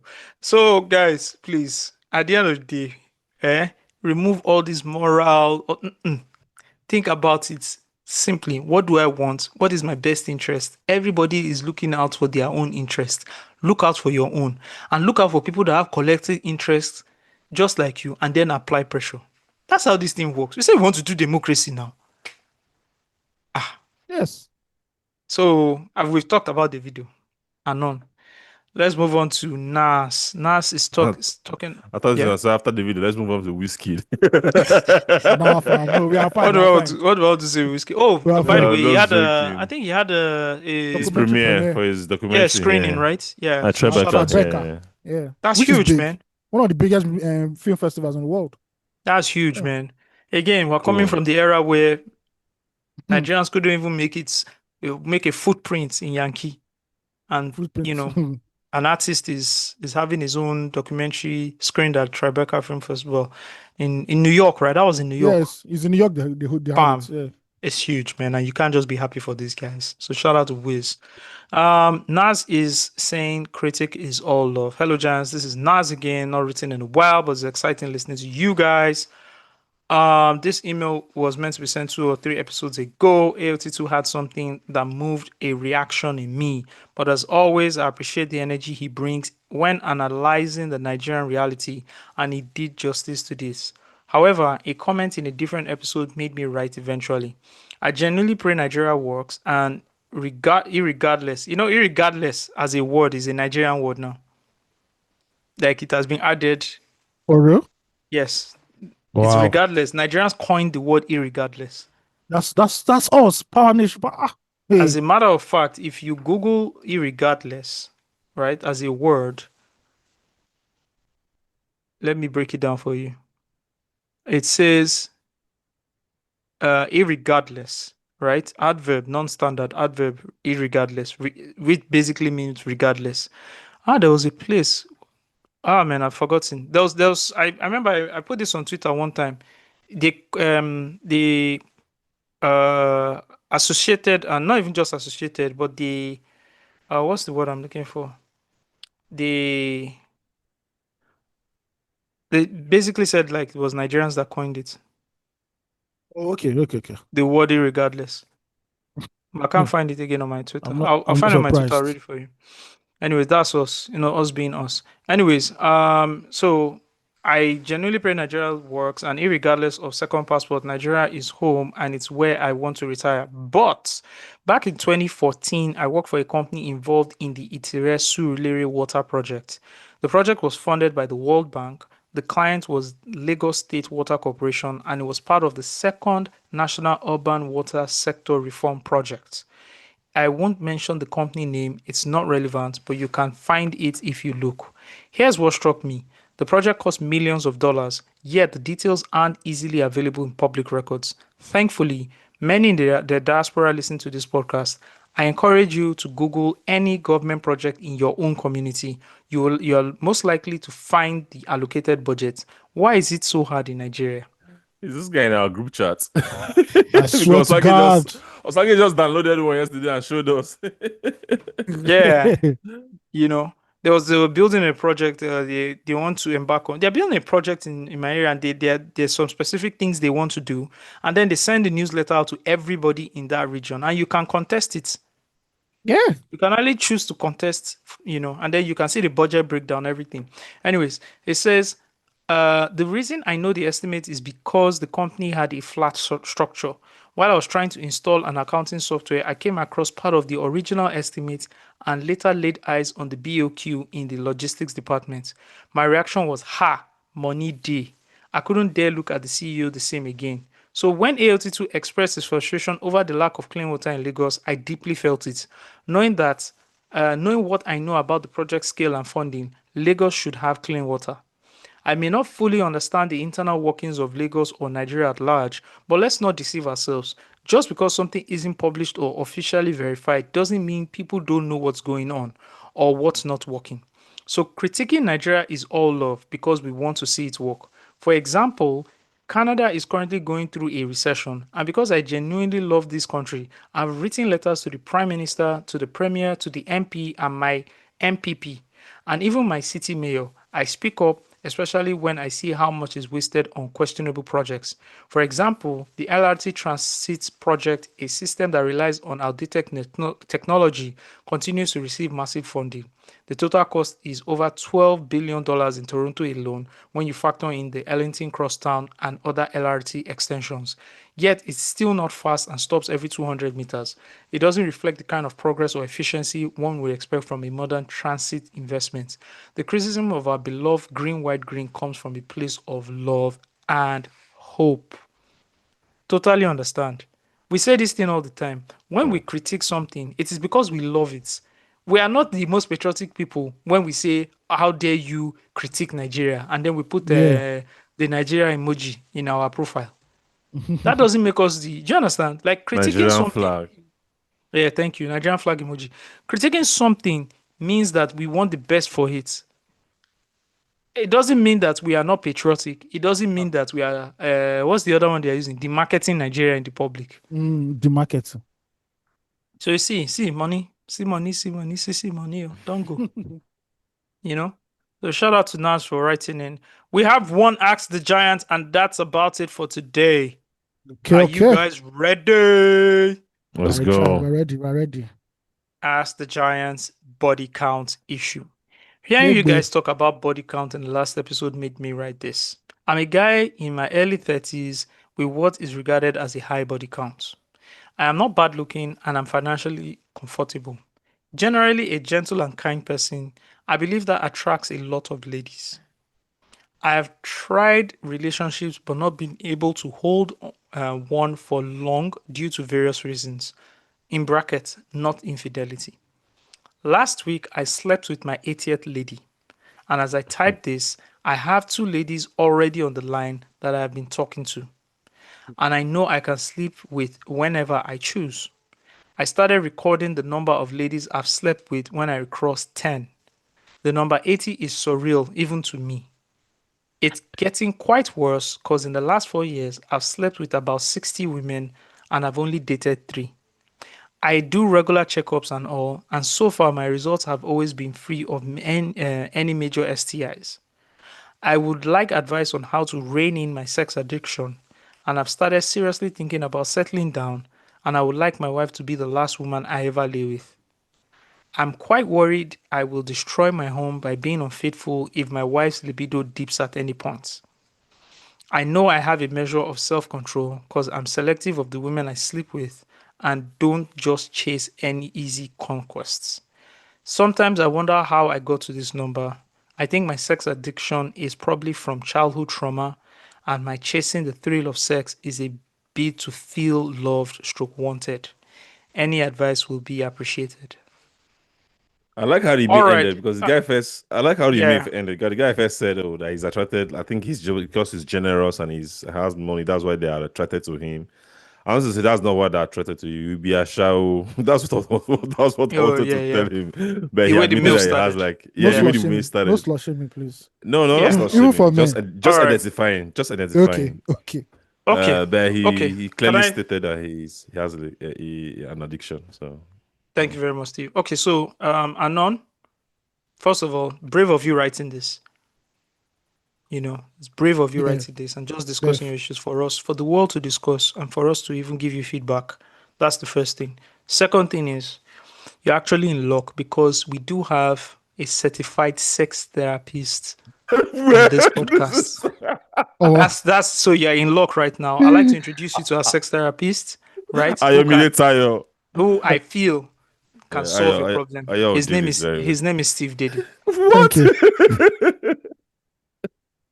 I thought somebody was telling me, "Oh, thank you, Steve. Thank you, so that you take it up and treat this issue." No, But I don't I know had what to to do say. I Oh, had to do a proper you have to intro. be a proper intro. I don't know. I think the first step is just you recognizing and realizing that, oh, okay, this is an addiction. This is a problem. That was a very important part of that email that I really liked. That's why I pointed it out straight up. Yeah, I don't know like the clinical way, whatever it is, recommendations, the clinical recommendations to take. But I think first thing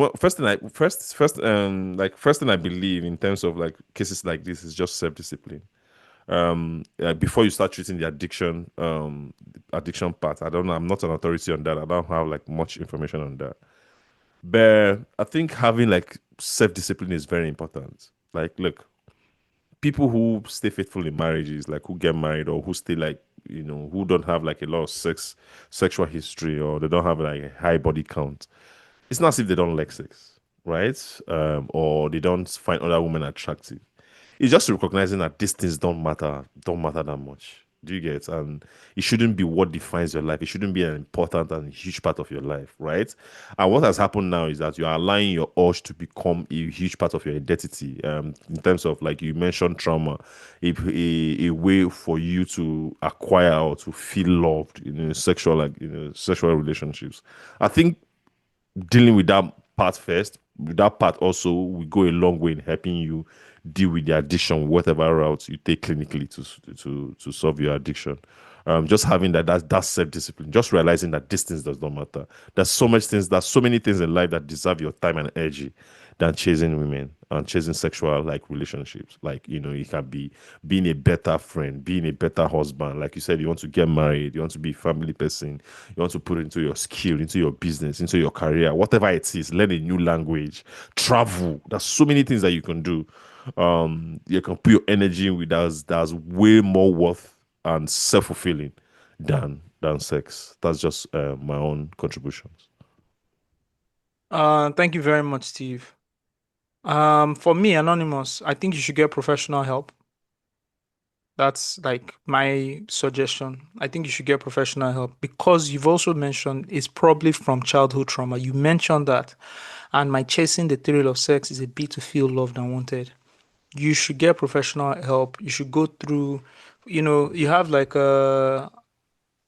have the alcohol anonymous, you have the narcotics anonymous. There's also the sex and love addicts anonymous, right? And then there's the 12-step fellowship that has been adopted from the alcoholic anonymous that you can In then. Nigeria. I'm sure there should be in Nigeria. You should get help Okay. from therapy. You need help. Clinically and professionally, there's something that you Yes. can do. Yes, and then you can go through that 12-step to just understand. You've already taken the first step, which is admitting that you have an addiction. That's the first step. You've already gotten there. So please try and seek professional help that can help you. Because for me, in your 30s, 80 people, that is a very high number. I'm going to tell you, it is a very high number. 80 people by your 30s is high, you know. And from a health perspective, it's not advisable, it's not safe. From a spiritual, physical perspective, it's come on, man. You're bonding. This is Will Chamberlain numbers. You're doing Ronaldo numbers, bro. King Solomon numbers, man. Do you understand? Nobody can do with Chamberlain number. Yeah, so self-control is very much needed here. You have to be abstinent for at least a long period of time. You have to, so all these things. You have to suffer. It's going to be tough, but you have to suffer. It's like any other addiction. Exactly. I've battled addiction before. Any other addiction, you have to go to cold turkey. You are going to go through it. There are going to be withdrawals. There are going to be temptations and all of that. But if you follow the right way, the other side of it, you are going to benefit from it, and you're going to help a lot of other people who are also dealing with the same thing. So I'm very interested in your journey, and please try to seek professional help, and we'll see how we take it from there. Yeah, guys, come to the end of this episode. Yeah, we left the banger for the last one. we left the banger for the last one. At the end of this episode, and how's everybody feeling after the end of this episode? Yeah, it's good. We're good. Feeling good. Feeling all right. I'm feeling good. Feeling good. All right, man, and we'll see you guys. 7:32 here, and I just want to eat. Like, I'm so hungry. Bro, they made of fada. I'm going for it. God damn. This guy said he's going for it. I'm going for it now. No, Osagie always goes in on Sundays. Osagie is like mentally on Sundays. Osagie just wants to eat. Isn't that a Nigerian thing? Like Sunday. I think it is actually. Sunday, boys that family food. Boys going in. He's going in, man. Yeah. Sundays, you gotta go in, man. I'm sorry. You gotta go in. It's Sunday, man. What you gonna do? Football no day again. So what are we going to do with our lives now? That's the problem. That's the main problem. No football. But I think the Nation League finals is today, right? Third place on finals today. There's a third place match. They did top place in this one. UEFA really needs this money. Man, UEFA is squeezing. UEFA really needs this money bad. Because why is there a third place at Nation League final? But they won't show everybody. After this again, we'll now have Club World Cup again. The third Club World Cup is, for me, it's just the. They will meet these guys. They will play 12 months again now. That one for me is just ridiculous. I'm predicting a tougher season for for the big clubs that will participate in the World Club Cup. Bro. Yeah, they're playing it in the US. The US don't have good fields, so most of their players are going to end up injured. It happened to Arsenal and United now. Yes. Where Kobe Mino had an injury. ACL injuries. Yeah. They don't have some of their fields are synthetic pitches and all of that. Yeah. And I'm sure for you to participate in this thing, you have to come with your key players. Yeah, it's not the one that you come with you're not coming with a big team. Yeah, coming with full squad. Everybody's going, So yeah. Okay. We'll see how it goes now. All right, man. I'm going to leave you in the safe hands of Wizkid and Dre. Come Closer. Such a jam. See you guys next week. Summer Ludi. Go outside. Sure. Big time forward. Yeah. Starboy, you are now listening to Loose Talk. Came into the game, no one replace me. Me love my energy straight, we no chaser. All of my guys know me all about me paper. Me got me girls all around me no chaser. Yeah, Starboy call me number one. When me tune drop, the girls they bounce along. Me no let nothing come between me and me paper. So when me come in at the place, me undertaker. Yeah.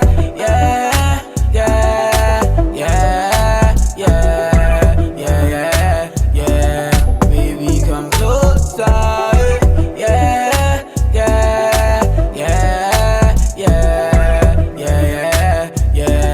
Baby, come closer. Big number one in my city.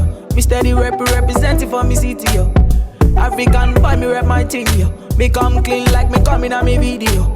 Me come through like a soldier. She give me tea and she pleasing my rosa. She got the keys to my Porsche and my Rover. We in Miami living la vida loca.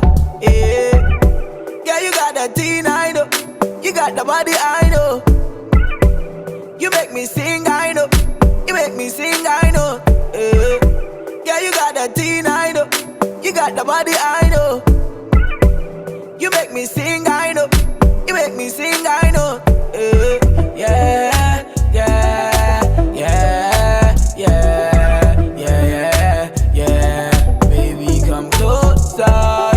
Yeah, yeah, yeah, yeah, yeah, yeah. Baby, come closer. To mix up in drama, to go outside. To mix up in drama, to free my mind. Jealous people around me, I need to change my life.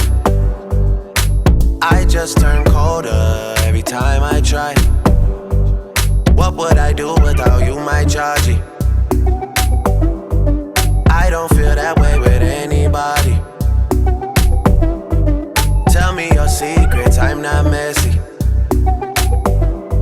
Steady it for me, girl, hold steady. I wanna put you in my life. Your hair smell like the tropics, your body look nice. One fuck can't hold me, we gotta go twice. I'm here